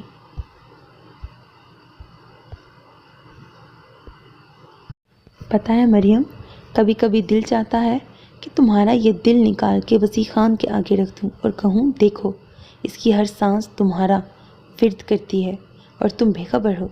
یوسف دھیرے سے مسکرا دیا۔ عائزہ، کبھی کبھی میں سوچتی ہوں ہم لڑکیاں کتنی ہی بولڈ اور کانفیڈنٹ ہوں، ہمیں محبت مار جاتی ہے، لبوں پہ تالے پڑ جاتے ہیں، ہر لڑکی ایک سی ہوتی ہے۔ پتہ ہے اگر وسیع خان کو کسی سے محبت ہو جائے نا تو دیکھنا جا کے دھڑلے سے کہہ دے گا، ہر مرد ایک سا ہی ہوتا ہے، اس نے کہا جسے دوسری لڑکی مریم کہہ کے پکار رہی تھی۔ کاش میں تمہیں بتا سکتا کہ ہر مرد ایسا نہیں ہوتا، کچھ میرے جیسے بھی ہوتے ہیں۔ یوسف کے وجود کے اندر ایک دم دھواں سا بھر گیا۔ سگریٹ سلگائی کہ دھواں اس کو اور اس کے اندر دکھ کو اپنے اندر جذب کر لیتا تھا۔ اوئے مراد لالا آ گئے۔ دور سے آتے نوجوان کو دیکھ کے انہوں نے موضوع بدلا۔ یوسف دوسری طرف دیکھنے لگا۔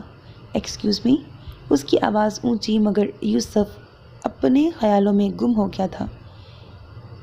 ہے مین، ویئر آر یو؟ وہ سامنے آ کے بولا تو یوسف گڑبڑا گیا۔ اسے سمجھ نہیں آ رہی تھی کہ وہ کیا جواب دے۔ جواب تو تب دیتا اگر سوال سمجھ آتا۔ Are you ڈیف؟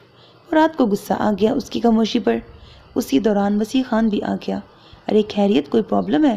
اس نے آتے ہی پوچھا۔ جی، یہ مسٹر کافی دیر سے میرا ضبط آزما رہے ہیں، مراد نے غصے سے کہا تو وسیع خان یوسف کی طرف مڑا۔ کیوں یوسف، کیا بات ہے؟ وسیع خان میں سمجھ نہیں سکا یہ مجھ سے کیا پوچھ رہے ہیں۔ اس نے سر جھکا کے کہا تو وسیع خان مسکرا کے مراد کی طرف مڑا۔ کسی دوسری زبان میں بول رہے تھے۔ یوسف نے مزید وضاحت کی تو مراد کو جھٹکا لگا کہ وہ کسی بھی طرح سے ان پڑھ نہیں لگتا تھا، اور پھر یوسف نام پہ مراد ویسے بھی پگھل جاتا تھا۔ اوہ، دراصل آگے وسیع خان نے انگریزی میں انہیں بتایا تو مراد نے سوری کر کے کہا، معاف کرنا، میں غلط تھا۔ کوئی بات نہیں، وسیع خان اس سے پہلے بولا۔ دراصل آپ کی گاڑی ہماری گاڑی سے اتنی قریب کھڑی ہے کہ دروازہ تک کھولنے کی گنجائش نہیں۔ اب مراد نے بتایا تو وہ جھٹکے سے پیچھے مڑا۔ وہ دونوں لڑکیاں بھی باہر کھڑی تھیں۔ اوہ، وہ فوراً شرمندگی سے گاڑی کی طرف بڑھا اور خود بھی بمشکل ہی بیٹھا۔ تھینک یو، مراد کی آواز کانوں میں پڑی مگر وہ گاڑی آگے نکال چکا تھا۔ ان کی گاڑی نکلی تو وہ وسیع خان کی طرف مڑا۔ چھوٹی بی بی نہیں آئی؟ وہ آ رہی ہے، کوئی دوست مل گئی تھی۔ اور سنو، مجھے آگے اتار دینا اور چھوٹی بی بی کو لے جانا، میں اپنے دوست کے ساتھ آ جاؤں گا۔ جی، اور بابا جان کو بتا دینا کہ میں ان سے موبائل پہ بات کرنا چاہ رہا تھا مگر نمبر مل نہیں رہا تھا۔ ابھی بھی کوشش کروں گا مگر تم بھی بتا دینا۔ مراد نے گھڑی پہ نظر دوڑائی۔ کچھ دیر بعد وہ بھی آ گئی۔ ہو گئی ملاقات؟ تمہیں معلوم ہے کہ موسم بھی خراب ہے، جلدی نکلنا ہے، پھر بھی دیر کر دی تم نے، وسیع خان نے کہا تو وہ بنا جواب دیے جلدی سے گاڑی میں بیٹھی۔ یوسف، یہ لو اور ٹینکی فل کروا لینا، وسیع خان 1000 کا نوٹ اسے دیتے ہوئے بولا۔ جی، وہ نوٹ جیب میں رکھتے ہوئے بولا۔ وسیع خان کی منزل آ گئی تھی۔ وہ اللہ حافظ کر کے اتر گیا۔ کچھ وقت خاموشی سے کٹا۔ یوسف، یہ ذرا سائٹ پہ میٹرو کے سامنے روکنا، نگاہ نے کہا تو اس نے خاموشی سے گاڑی پارکنگ میں لگا دی۔ وہ تقریباً آدھے گھنٹے بعد اسٹور سے نکلی۔ یوسف کو دل ہی دل میں غصہ بھی آ رہا تھا کہ موسم کے تیور مسلسل بدل رہے تھے، اور آج کل جب بارش ہوتی تھی تو خوب گرج چمک کے ساتھ ہوتی تھی۔ آسمان پہ بجلیاں رقص کرتی تھیں۔ انہیں مختلف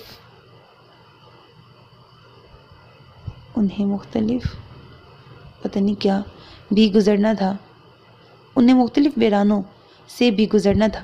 یوسف کی پریشانی جائز تھی۔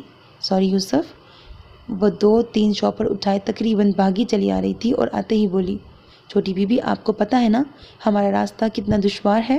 وہ خفکی سے بولا، اور وسیع خان نے آپ کی ذمہ داری مجھ پہ ڈالی ہے، دعا کرو وہ یہ ذمہ داری عمر بھر کے لیے تم پہ ڈال دیں۔ وہ جواباً شرارت سے بولی، پہلے تو مجھے اپنی اوقات کا علم ہے، اور اگر وہ بھی چاہیں تو بھی مجھے منظور نہیں ہوگا۔ وہ منہ بنا کے بولا تھا، کیوں، میں اتنی بری ہوں؟ چھوٹی بی بی، میں بہت برا ہوں، مہربانی کر کے آپ اپنے رتبے کو یاد رکھیں اور مجھے میری اوقات میں رہنے دیں۔ اب کہ وہ ذرا سختی سے بولا، یوسف، اللہ نے ہر انسان کو برابر پیدا کیا ہے، تمہاری بدقسمتی تھی کہ تم رل گئے، ورنہ جڑیں تمہاری بھی بہت مضبوط ہیں۔ نگاہ دھیرے دھیرے کھلتی جا رہی تھی۔ اگر وہ بھی حوصلہ افزائی کرتا تو وہ مکمل طور پر کھل جاتی۔ اس کے اندر باہر کے موسم کی طرح جھکڑ چلنے لگے۔ میں بھی تو ایک پتے کی مانند ہوں جسے ہوا کے بدمست جھونکے یوں ہی ادھر ادھر اچھالتے ہیں۔ وہ اڑتے ہوئے پتوں کو دیکھ کے بولا، پلیز یوسف، تم اپنی اوقات اگر جاننا چاہو تو مجھ سے پوچھو، میرے لیے تم کیا ہو؟ چھوٹی بی بی چپ کر جائیں آپ، ورنہ میں یہ باتیں چھوٹے خان کو بتا دوں گا۔ بلاخر اسے دھمکی دینی پڑی۔ تم کبھی بھی وسیع لالا کو نہیں بتا سکتے، کیونکہ تم جانتے ہو کہ جاننے کے بعد وہ مجھے جان سے مار سکتے ہیں، اور مجھے یقین ہے یہ تم نہیں چاہتے۔ وہ مسکرا کے بولی تو وہ چڑ گیا، اتنے زور سے بریک پہ پاؤں رکھے کہ وہ جھٹکے سے اگلی سیٹ سے جا ٹکرائی۔ یوسف! تکلیف سے اس نے ماتھے کو پکڑا، مگر یوسف نے پلٹ کے دیکھے بغیر اپنی بات کی۔ نگاہ خانم، میری مزید آزمائش مت بنو۔ میرے پاس لٹانے کو کچھ بھی نہیں، البتہ تمہاری اونچی حویلی کی مضبوط دیواریں لرز جائیں گی۔ تو پھر کیا کروں میں؟ گھٹ گھٹ کے مر جاؤں؟ مجھے تم سے بہت محبت ہے یوسف۔ جذبات نے لفظوں کا پیرہن اوڑھ لیا۔ اس نے کہہ ہی ڈالا، اسی محبت کا واسطہ دے کے اگر کچھ مانگوں تو دو گی؟ چند لمحوں کے توقف کے بعد یوسف نے پوچھا۔ باہر کے موسم کی طرح اندر بھی طوفان برپا تھا۔ میں نے کچھ پوچھا ہے؟ یوسف نے دوبارہ سوال کیا۔ مجھے معاف کر دینا یوسف، میں تمہیں مایوس کروں گی۔ میں جانتی ہوں کہ تم مجھ سے کیا مانگو گے، اور میں وہ تمہیں دے نہیں پاؤں گی۔ نگاہ نے انکار کر دیا۔ ہاں، میں بھول گیا تھا کہ جھولی پھیلانے سے پہلے سامنے والے کا ظرف دیکھ لینا چاہیے۔ لفظ چبا چبا کے ادا کرنے کے بعد گاڑی جھٹکے سے سٹارٹ کی، مگر 5 منٹ بعد ہی یوسف کو اپنی بہت بڑی غلطی کا احساس ہوا، اور غلطی بھی ایسی کہ جس کا نتیجہ انتہائی تکلیف دہ تھا۔ وہ بالکل بھول گیا تھا کہ اسے گاڑی میں پٹرول ڈلوانا ہے، اور اب کسی بھی لمحے گاڑی رک سکتی تھی، اور جگہ بھی ایسی تھی کہ قریب کوئی پٹرول پمپ نہ تھا۔ وہ بے طرح پریشان ہو گیا۔ اکیلا ہوتا تو شاید پریشانی اتنی نہ ہوتی، اوپر سے شام کے سائے گہرے ہو رہے تھے، اور موسم بھی اب برسا۔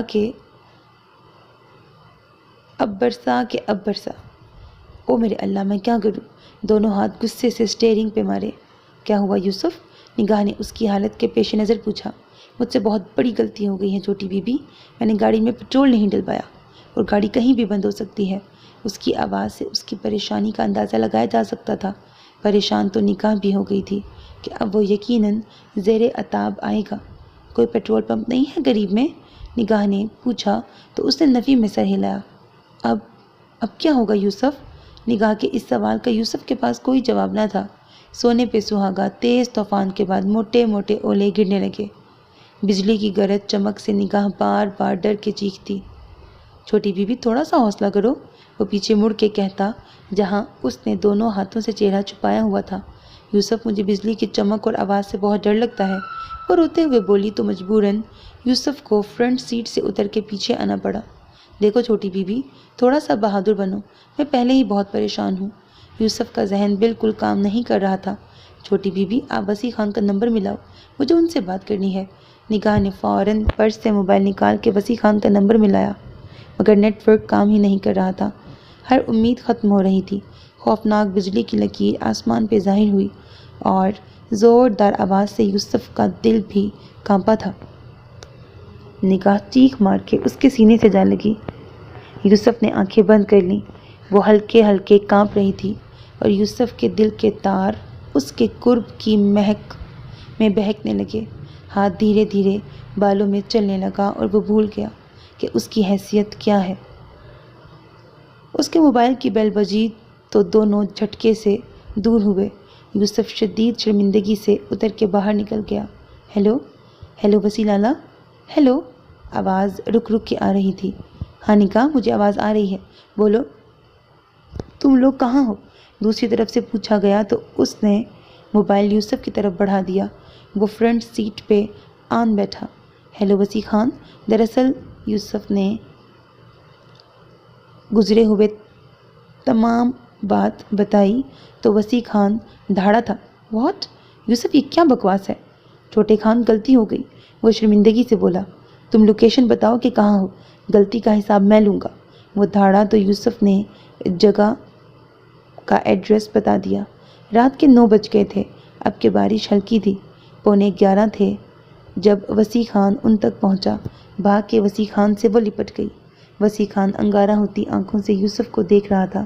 اس نے سر جھکا لیا۔ تمہیں یوسف احساس نہیں کہ تم نے کتنی بڑی غلطی کی ہے؟ میرا بس نہیں چل رہا کہ میں تمہارا گلا دبا دوں۔ وسیع خان کا غصہ حد سے زیادہ تھا۔ 10,000 حادثات ہو سکتے تھے اور تمہارے ساتھ یہ بھی تھی۔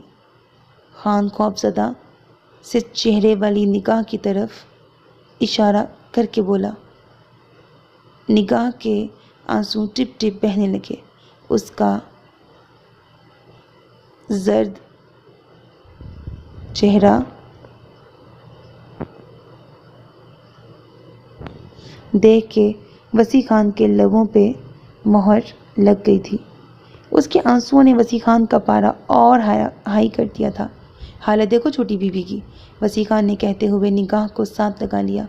یوسف سے شرمندگی سے نظر نہیں اٹھائی جا رہی تھی۔ اب رکو تم یہاں اور جس طرح مرضی ہے گاڑی لے کے حویلی پہنچو، کہہ کے وسیع خان نگاہ کو لے کے گاڑی کی طرف بڑھا تو نگاہ سے رہا نہ گیا۔ لالا، آدھی رات ہے، یوں مناسب نہیں ہے، غلطی ہو ہی جاتی ہے۔ کچھ غلطیاں قابل معافی نہیں ہوتی نگاہ۔ اگر خدا نہ خواستہ اس ویرانے میں تمہیں کچھ ہو جاتا تو 10,000 مسئلے ہو سکتے ہیں، ساتھ ہی سرحدی جنگل ہے، ڈاکو راج ہے، سنبھال سکتے تھے تم؟ اس نے مڑ کے یوسف کے سینے پہ انگلی مارتے ہوئے کہا۔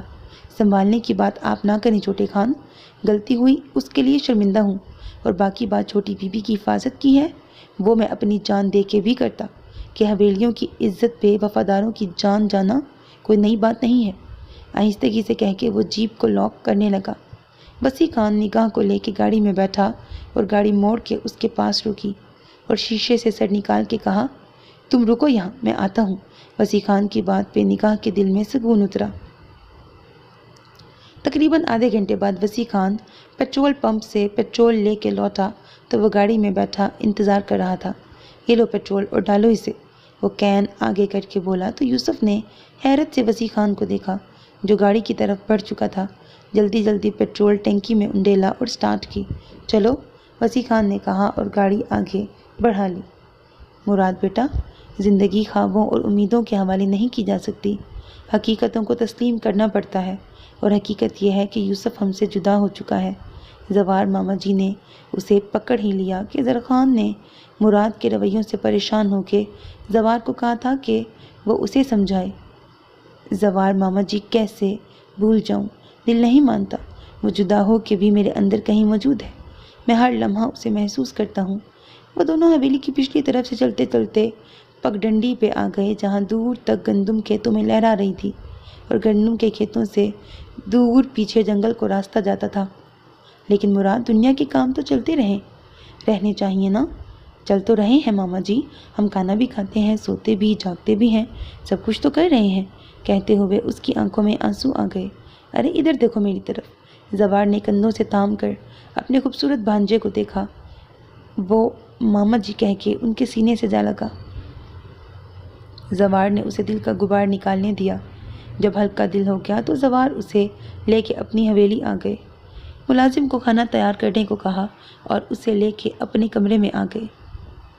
دیکھو مراد، تمہاری ماں کشمالا جس نے تمہیں صرف جنم دیا تھا، صرف میری بہن ہی نہیں، میری دوست، میری ہمراز، سب کچھ تھی۔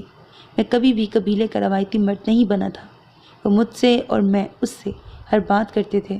جب تمہاری قندیل ماما زرخان کی زندگی میں کشمالا کی موت کے بعد آئیں تو سب کے سامنے مضبوطی سے جمے رہنے کے باوجود میں ساری رات اپنی بہن کی یاد میں گزارتا تھا، مگر وقت نے ثابت کیا کہ قندیل نے صرف تمہیں جنم نہیں دیا، باقی اس نے ماں والا ہر روپ اپنایا۔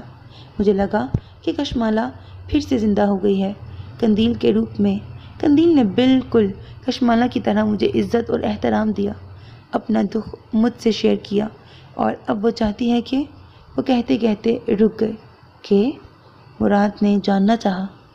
دیکھو مراد، قندیل کی خواہش ہے اب تم شادی کر لو۔ میں جھجک تو رہا تھا یہ کہتے ہوئے کیونکہ میں بیٹی کا باپ ہوں، مگر قندیل کا خیال ہے کہ تم میری بات نہیں ٹال سکتے۔ زوار خان نے منہ موڑ کے بات کی۔ ماما جی، جیسے آپ لوگوں کی مرضی۔ مراد نے زوار خان کی عزت رکھی۔ وہ جانتا تھا کہ وہ اس وقت بیٹی کے باپ نہیں بلکہ قندیل کے بھائی بن کے بات کر رہے تھے، اور ان کا بھرم رکھنا مراد کے لیے لازم تھا کہ وہ اس کو جنم دینے والی کے بھائی بھی تھے۔ میرا شیر، زوار خان نے مڑ کے اسے سینے سے لگا لیا۔ ارے مراد بیٹا، تم کب آئے؟ زرمینہ بھتیجے کو دیکھ کے خوشی سے بولی۔ پھپھو جانی، آج ماما جی سے باتیں کرنے کا دل چاہ رہا تھا، سو چلا آیا۔ مراد دسترخوان پہ بیٹھتے ہوئے بولا۔ ارے واہ، آج مراد لالا بھی ہیں؟ کمال خان مراد سے گلے مل کر بولا۔ ابھی نوالا منہ میں ہی تھا کہ ہدی بڑے دروازے سے اندر داخل ہوئی۔ السلام علیکم، آج میرا انتظار ہی نہیں کیا۔ وہ چہکی، اس بات سے بے خبر کہ وہاں مراد خان بھی بیٹھا ہے۔ یوں تو آمنا سامنا خاندان میں ہوتا ہی رہتا تھا، مگر باپ اور بھائیوں کے سامنے تو کبھی یہ بے تکلفی نہ تھی۔ جمال نے حیرانی سے بہن کو دیکھا۔ ارے واہ، کریلے کیما! سالن ڈال کے ابھی پہلا نوالا ڈالنے کے لیے منہ کھولا ہی تھا کہ باپ کے ساتھ بیٹھے شخص پہ نظریں جا پڑیں۔ ہاتھ وہیں رک گئے۔ سب کے چہرے پہ مسکراہٹ دوڑ گئی۔ شرمندہ ہو کے اٹھی اور جلدی سے اپنے کمرے میں بھاگ گئی۔ سب نے مسکراہٹ بمشکل ایک دوسرے سے چھپائی تھی۔ مرجانہ نے ملازمہ کے ہاتھ اس کا کھانا کمرے میں بھجوا دیا۔ کھانے کے بعد سب چائے پیتے ہوئے مراد جمال خان کے ساتھ باہر آ گیا۔ جمال، تم دونوں خوش تو ہو نا اب؟ مراد نے پوچھا تو وہ مسکرا کے بولا، ہاں سب ٹھیک ہے۔ میں نے مرجانہ کو پرائیویٹ میڈیکل کالج میں ایڈمیشن لینے پر راضی کر لیا ہے۔ ڈاکٹر بننا اس کا خواب ہے اور میں اس کے خواب کی تکمیل کروں گا۔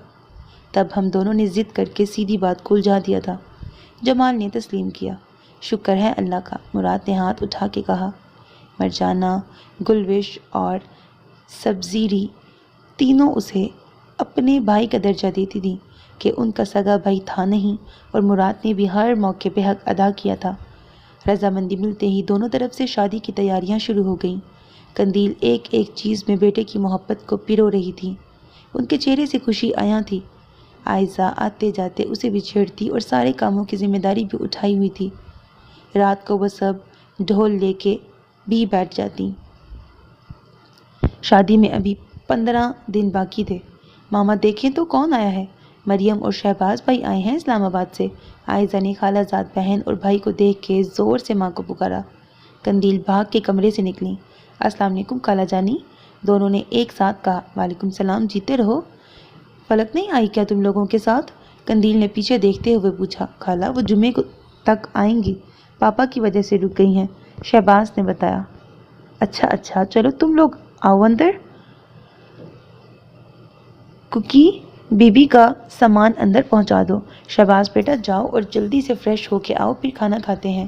عائزہ اور مریم دونوں کھلکھلاتی ہوئی اپنے کمرے کی طرف بڑھ گئیں۔ حویلی میں شادی کی رونقیں ایک ہفتہ پہلے سے شروع ہو چکی تھیں۔ ہر چہرہ جگمگا رہا تھا کہ اچانک سیاہ آندھی اٹھی اور سب کچھ برباد ہو گیا۔ ایک قیامت برپا ہوئی تھی۔ زندگی کی ہر خوشی بے رنگ ہو گئی تھی۔ خبر تھی ہی ایسی کہ کوئی سمجھ نہیں پا رہا تھا کہ یہ سب کیسے ہو گیا۔ مراد اور ہدی کی منگنی دونوں کی باہمی رضامندی سے ہوئی تھی۔ مراد کے نام کے تارے اس کی مانگ میں چمکتے ہر کسی نے دیکھے تھے، تو پھر یہ کیا ہوا؟ ہدی نے شادی سے انکار کر دیا۔ زرخان کی حویلی کے پرندے بھی یہ خبر سن کے چہکنا بھول گئے۔ خود فون پہ ہدی نے قندیل کو انکار کیا تھا۔ وہ تو سن کے جیسے پتھر کی ہو گئی تھی۔ مراد چپ چاپ اپنے کمرے میں چلا گیا۔ دوسری طرف زوار خان، جمال خان اور نبیل نے سنا تو دندناتے ہوئے ہدی کے کمرے میں چلے آئے۔ وہاں زرمینہ اور مرجانہ پہلے سے موجود تھیں۔ وہ ان سب کے درمیان چپ چاپ بیٹھی تھی۔ ہدی، زوار خان کی آواز سے حویلی کے در و دیوار بھی کانپ اٹھے۔ کیا یہ سچ ہے؟ بابا جان مجھے معاف کر دیں، مگر میں یہ شادی نہیں کر سکتی۔ جب فیصلہ کر ہی چکی تھی تو سب کو فیس کرنے کی ہمت تو کرنی تھی۔ بکواس بند کرو تم، اس منگنی سے پہلے تم سے تمہاری مرضی پوچھی گئی تھی، جمال خان ڈانٹتے ہوئے بولے۔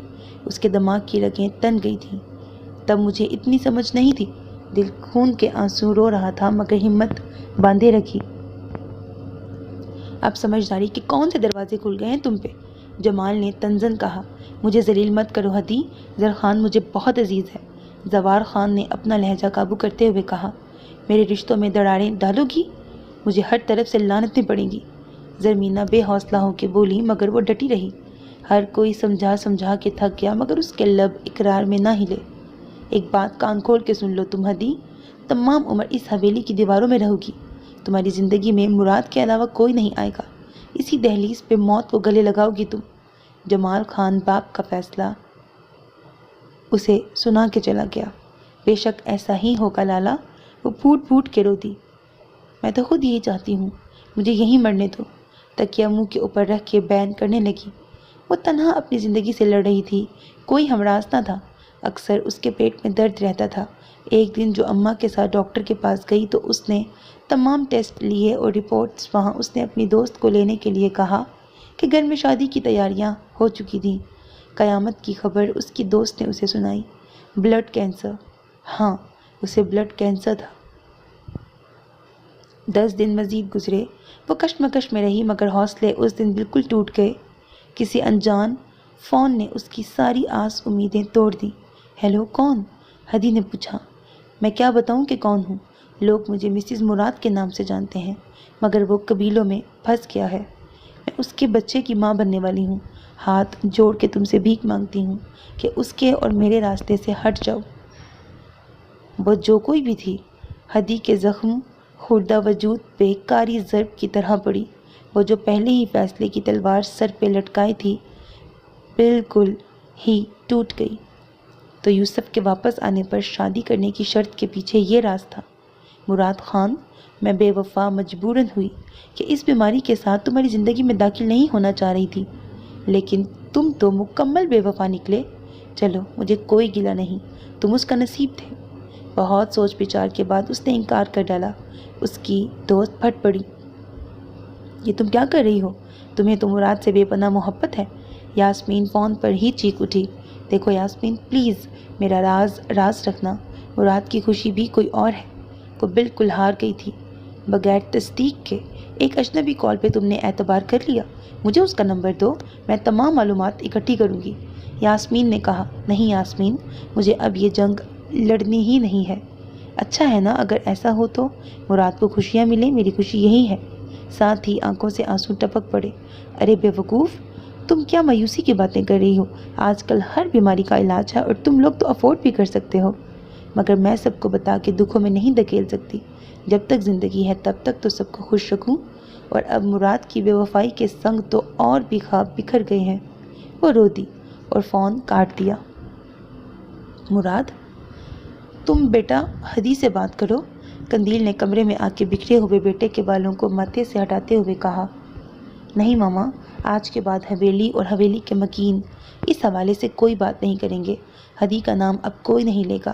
جو بات ختم ہو گئی ہے اسے دفن کر دیں، میں اب بالکل نارمل ہوں۔ وہ جبراً مسکرایا تو وہ روتے ہوئے وہاں سے نکل گئیں۔ جمال خان اسلام آباد جانے کے لیے نکلا تو گاؤں کی پکی سڑک پہ ہی اسے مراد کی گاڑی نظر آئی۔ ہدی کے انکار کے بعد دونوں کی کوئی ملاقات نہ ہوئی تھی، مگر اب اگنور نہیں کیا جا سکتا تھا۔ دونوں آمنے سامنے تھے۔ مراد اتر کے اس کی طرف آیا، سن گلاسز اتارے اور ہاتھ اس کی طرف بڑھایا جو گاڑی سے اتر رہا تھا۔ کیسے ہو جمال خان؟ مراد نے ضبط قائم رکھا۔ ٹھیک ہوں، تم کیسے ہو؟ جمال خان نے نظریں چراتے ہوئے پوچھا۔ شکر ہے اللہ کا، کہیں جا رہے ہو؟ ہاں، وہ 3rd ایئر کا رزلٹ سنا ہے آ گیا ہے، وہی معلوم کرنے جا رہا ہوں۔ اچھا، چلو میں پھر رنگ کروں گا، مراد نے مسکرا کے کہا اور واپس جا کے گاڑی میں بیٹھ گیا۔ جمال نے آنکھیں موند لیں۔ ڈھیروں گلے ہدی سے کیے کہ وہ ان دونوں کی دوستی کو کس مقام پہ لے آئی ہے۔ اگلے دن وہ جمال خان کے پاس حویلی میں تھا۔ السلام علیکم ماما جی۔ وہ زوار خان کے سامنے اس انکار کے بعد پہلی دفعہ آیا تھا۔ وعلیکم السلام، جیتے رہو۔ شرمندگی ان کے چہرے سے عیاں تھی۔ وہ سب کو اس صورتحال سے نکالنا چاہتا تھا کہ ایک طرف ماما جی تھے اور دوسری طرف پھپھو۔ کس کس رشتے سے وہ لوگ کٹ سکتے تھے؟ زری پھپھو نے اسے دیکھا تو چہرہ دوپٹے میں چھپا کے رو دی۔ ارے ارے پھپھو جانی، یہ جو اللہ کے فیصلے ہوتے ہیں نا، انہیں تسلیم کرنے میں دل کھلا رکھنا چاہیے۔ اپنے آپ کو ایزی کریں، رشتے جبر کی زنجیر سے تو نہیں باندھے جاتے نا۔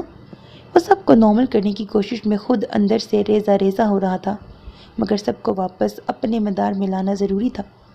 ماما جی تو بابا جان کے پاس گئے تھے اور ہاتھ جوڑ کے معافی مانگی تھی۔ پھپھو نے رو رو کے بھائی سے رشتوں کو برقرار رکھنے کی استدعا کی تھی۔ زرخان تو تھے ہی بڑے دل کے، اٹھ کے زوار خان کو گلے لگا لیا کہ دوستی ایک طرف وہ ان کی بہن سے منسلک تھا، زرمینہ انہیں بہت عزیز تھی۔ وہ سب بھی اس حادثے کے متعلق عجیب سے مخمصے میں تھے کہ سب کیوں اور کیسے ہوا، مگر کوئی حدیق کے انکار کی حقیقت سے واقف نہ تھا۔ مراد کی نظریں بے ارادہ کئی دفعہ اس کے کمرے کی طرف اٹھی تھیں، جنہیں مرجانہ نے بار بار دیکھا تھا، مگر کوئی کچھ نہ کر پا رہا تھا۔ ضبط کا پیمانہ جب آخری حد پہ آ گیا تو وہ فوراً اٹھا اور واپس حویلی آ گیا۔ یوسف، یہ موبائل ہے تمہارے لیے، اکثر رابطہ کرنا پڑے تو مسئلہ بن جاتا ہے۔ وسیع خان ایک درمیانہ درجے کا موبائل سیٹ اس کی طرف بڑھا کے بولا۔ وسیع خان، مجھے تو پتہ نہیں کہ یہ کیسے چلے گا، وہ جھجک کے بولا تو وہیں حجرے میں وسیع خان چرپائی پہ بیٹھ گیا اور اپنے موبائل سے بیل دی۔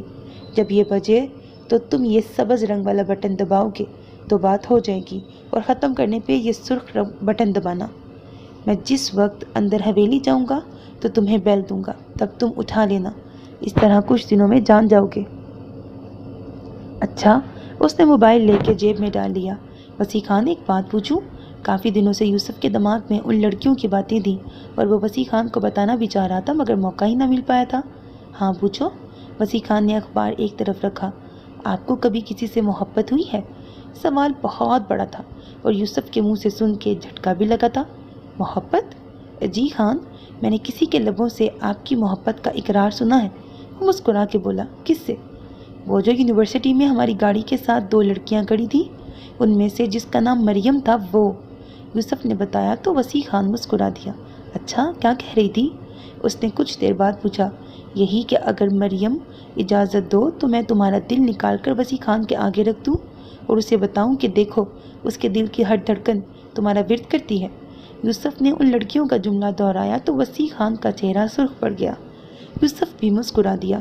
وسیع خان نے نہ انکار کیا اور نہ اقرار، البتہ اس کے چہرے کے رنگ گواہ تھے کہ اس کے دل کی دنیا میں کیا ہو رہا ہے۔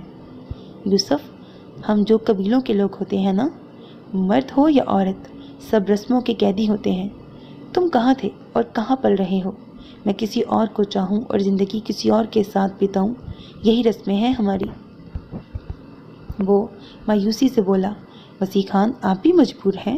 یوسف نے حیرانی سے کہا تو وہ مسکرا دیا۔ تم کیا جانو یوسف، کون کتنا مجبور ہے؟ خیر چھوڑو اور سنو، بابا جان کے ساتھ باچا خیل قبیلے کا جرگہ ہے نا، کوئی زمینوں کا معاملہ ہے، اس میں بابا کے ساتھ چلے جانا۔ اس نے بات کا رخ بدلا۔ جی اچھا خان۔ یوسف اپنے کمرے میں آیا تو کچھ سوچتے سوچتے دھیان نگاہ کی طرف چلا گیا۔ اس دن وہ جب ساتھ لگی تھی تو زندگی میں پہلی دفعہ محبت کو محسوس کیا تھا۔ ایک وہ امام زامن جو رخصت کرتے سمے میری ماں نے میرے بازو پہ باندھا تھا، پھر زہرا خانم کی محبت، یہی کچھ تو تھا میرے دامن میں، اور اب نگاہ نے احساس دلایا کہ زندگی کیا ہے، محبت کس الاؤ کا نام ہے، لیکن یہ الاؤ اندر ہی اندر میرے وجود کو جلا تو سکتا ہے، مگر اس کی روشنی میرے وجود کو روشن نہیں کر سکتی۔ میں خود کیا ہوں؟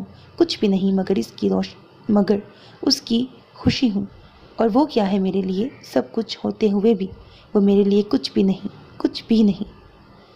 آنکھوں کے آگے تاریکی آ گئی، ساری روشنی تو اس کے سنگ تھی۔ رات جرگے سے واپسی پہ وہ زہرا خانم کی طرف آ گیا۔ نگاہ نے اسے اندر جاتے دیکھا تو بھاگ کے کچن میں آئی، جلدی جلدی فریج سے شامی کباب نکالے اور فرائی کیے، ساتھ ہی 2 کپ چائے بنا ڈالی اور جلدی سے ٹرے لے کے اندر آئی۔ یہ لیں بوبو جی، آپ کے لیے چائے، وہ ٹرے ان کے سامنے رکھ کے بولی۔ یوسف نے نظریں بالکل نہ اٹھائیں، بلکہ جانے کے لیے اٹھ کھڑا ہوا۔ ارے چائے تو پی لو، وہ جلدی سے اس کے سامنے آ گئی۔ میرا دل نہیں چاہ رہا، وہ سختی سے بول کے نکل گیا۔ بوبو جی کو اب کوئی شک نہ رہا کہ وہ یوسف ہی ہے، ورنہ نگاہ یوں بھلا چائے لاتی اور پھر اسے کہتی، مگر بوبو جی نے نظریں چرائیں۔ ارے یہ موبائل کس کا ہے؟ نگاہ نے موبائل اٹھا کے پوچھا۔ یہ یوسف کا ہے، وسیع خان نے دیا ہے اسے، زہرا خانم نے بتایا تو نگاہ نے اس کے موبائل سے اپنے موبائل پہ بیل دی تاکہ اس کا نمبر اس کے موبائل میں آ جائے۔ زہرا خانم نے جائے نماز بچھاتے ہوئے کند اکھیوں سے اسے دیکھا۔ ابھی وہ اٹھی ہی تھی کہ وہ پلٹ آیا۔ میرا موبائل تھا یہاں، وہ ادھر ادھر دیکھتے ہوئے بولا تو نگاہ نے ہتھیلی آگے کر دی جس پہ موبائل رکھا تھا۔ شکریہ۔ موبائل لے کے وہ 1 سیکنڈ بھی نہ رکا، وہ اسے موقع نہیں دینا چاہتا تھا۔ کب تک بھاگو گے یوسف؟ وہ مسکرائی۔ رات کا وقت تھا سو اس نے آہستگی سے اس کا نمبر ملایا۔ 1 2 3 4 5 گھنٹیاں بجتی چلی گئیں۔ شاید وہ سو گیا تھا۔ کیا یہ ممکن ہے کہ تم میرے ہی ہو جاؤ؟ نہیں شاید، بلکہ یقیناً نہیں یوسف، میں سب جانتی ہوں، مگر خود کو تمہاری سوچوں سے جدا نہیں کر پا رہی۔ تمہاری محبت نے مجھے رنگ ڈالا ہے۔ یقین جانو، وہ چند لمحے جو میں نے تمہاری باہوں میں گزارے میری زندگی کا حاصل ہیں۔ میں ان کے سہارے زندگی بتا سکتی ہوں۔ اگر کبھی جو یوسف مجھ سے دور ہو گیا تو میں کیا کروں گی؟ اس کو دیکھے بنا چین نہیں آتا۔ انہی بے چین سوچوں کے ساتھ نہ جانے وہ کب سو گئی۔ صبح ناشتے کے لیے آئی تو بابا جان، بسی لالا، اماں، بوبو جی سب بیٹھے تھے۔ آؤ بیٹا، آج دیر تک سوتی رہی؟ اماں نے پوچھا تو مسکرا کے رہ گئی۔ پراٹھا انڈا اس کا پسندیدہ ناشتہ تھا۔ ابھی 2-3 نوالے ہی لیے تھے کہ یوسف اندر چلا آیا۔ سب کو سلام کر کے بابا کی طرف مڑا۔ بڑے خان گاؤں کے منشی اسلم کی بیٹی مل گئی ہے۔ وہ موچیوں کے لڑکے کے ساتھ تھی۔ اچھا، انہیں قید میں رکھو، جرگے میں فیصلہ کریں گے۔ کم بخت بوڑھے باپ کو ذلیل کروا دیا ہے اس عمر میں، انہوں نے کہا تو یوسف کی نظریں ایک دم نگاہ پہ پڑیں۔ اس کے ہاتھ ہلکے ہلکے کانپ رہے تھے۔ اگر کبھی جو بابا کو علم ہو گیا کہ میں یوسف کو پسند کر بیٹھی ہوں تو کیا ہوگا؟ وہ مجھے زندہ دفن کر دیں گے۔ جب سوچ کے در کھلتے تھے تو ہر طرف اندھیرا ہی نظر آتا تھا۔ وہ خود کو زہرا خانم کے روپ میں دیکھتی تھی۔ میں کیا کروں میرے رب؟ وہ شخص میری روح میں سما گیا ہے، میں اس کے بنا مر جاؤں گی۔ میرے مالک میری مدد کر، مجھے نواز دے، مجھے بخش دے۔ وہ زہرا خانم کے کمرے میں چلی آئی۔ نے کہا، بیٹا کیا ہوا ہے؟ زہرا خانم اس کی حالت دیکھ کے گھبرا گئی۔ بابو جی میں اس کے بنا نہیں رہ پاؤں گی۔ وہ ان سے لپٹ کے بولی، خود کو سنبھالو نگاہ، پاگل پن مت کرو۔ انہوں نے ڈانٹا۔ بابو جی، محبت رو کیوں بن جاتی ہے؟ ایک شخص ہے، بہت چاہا ہے اسے میں نے، وہی میری دسترس سے دور کیوں ہے؟ وہ کھوئے کھوئے لہجے میں بولی۔ نہ جانے کیوں اتنی مضبوط دیواروں کے اندر محبتوں کی لکیریں روشنی کی امید بن کے داخل ہو جاتی ہیں۔ ہم صدیوں سے پستی زندگیاں اس لفظ محبت کو اپنی کتاب زیست میں دفن کیوں نہیں کر دیتی؟ ہر بار ایک بیٹی زندہ دفن ہونے کے لیے کیوں تیار ہو جاتی ہے؟ انہوں نے سوچا، میری جان خود کو سنبھالو۔ اس مضبوط در و دیوار والی حویلی کے باہر بڑے بڑے لان ہیں، جہاں سرسبز لان ختم ہوتے ہیں وہاں لہلہاتے کھیت شروع ہوتے ہیں اور ان کی حد جنگل تک جاتی ہے۔ اور اس جنگل میں ہزاروں سالوں سے آج تک وہ بیٹیاں دفن ہیں جنہوں نے قبیلے کے آگے سر اٹھایا، رسموں کو ماننے سے انکار کیا۔ زہرا خانم نے کہا، بابو جی، مجھے اس جنگل سے بالکل ڈر نہیں لگتا۔ مرنا تو تب بھی ہے اور اب بھی ہے۔ زندہ لاشیں حویلیوں کے اندر نامراد پھریں کہ مر کے سفید کفن میں دفن ہو جائیں، بات ایک ہی ہے۔ میں اپنی جائز خواہش سے پیچھے نہیں ہٹوں گی۔ اس نے فیصلہ کر لیا اور زہرا خانم اسے حیرت سے دیکھنے لگی۔ رات 10 بجے تو اس نے بے ساختہ یوسف کا نمبر ملایا۔ اس بار اس نے دوسری ہی گھنٹی پہ موبائل آن کر دیا۔ ہیلو یوسف، بے قراری سے پکارا۔ جی کون؟ چھوٹی بی بی۔ یوسف کو جھٹکا لگا۔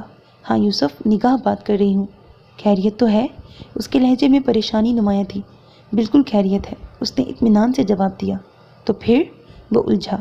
سمجھ تو گیا تھا مگر انجان ہو گیا۔ یوسف، تم اچھی طرح جانتے ہو کہ میں نے تمہیں کیوں فون کیا ہے۔ نگاہ بی بی، میں بالکل نہیں جانتا، آپ بتائیں نا۔ وہ پتھر تھا۔ میں نے اس لیے فون کیا ہے کہ میرا دل تم سے باتیں کرنے کے لیے بے تاب ہے۔ مجھ جیسے ان پڑھ سے بات کر کے آپ کو کیا ملے گا؟ حقیقت پسندی اس کا خاصہ تھی۔ علم کتابوں اور ڈگریوں کا محتاج نہیں ہوتا یوسف، تجربوں سے بڑا استاد کوئی بھی نہیں۔ یہ بھی چھوٹی بی بی کتابی باتیں ہیں، اس گفتگو کے لیے کسی مناسب بندے کا انتخاب کریں، کہہ کے اس نے رابطہ ختم کر ڈالا۔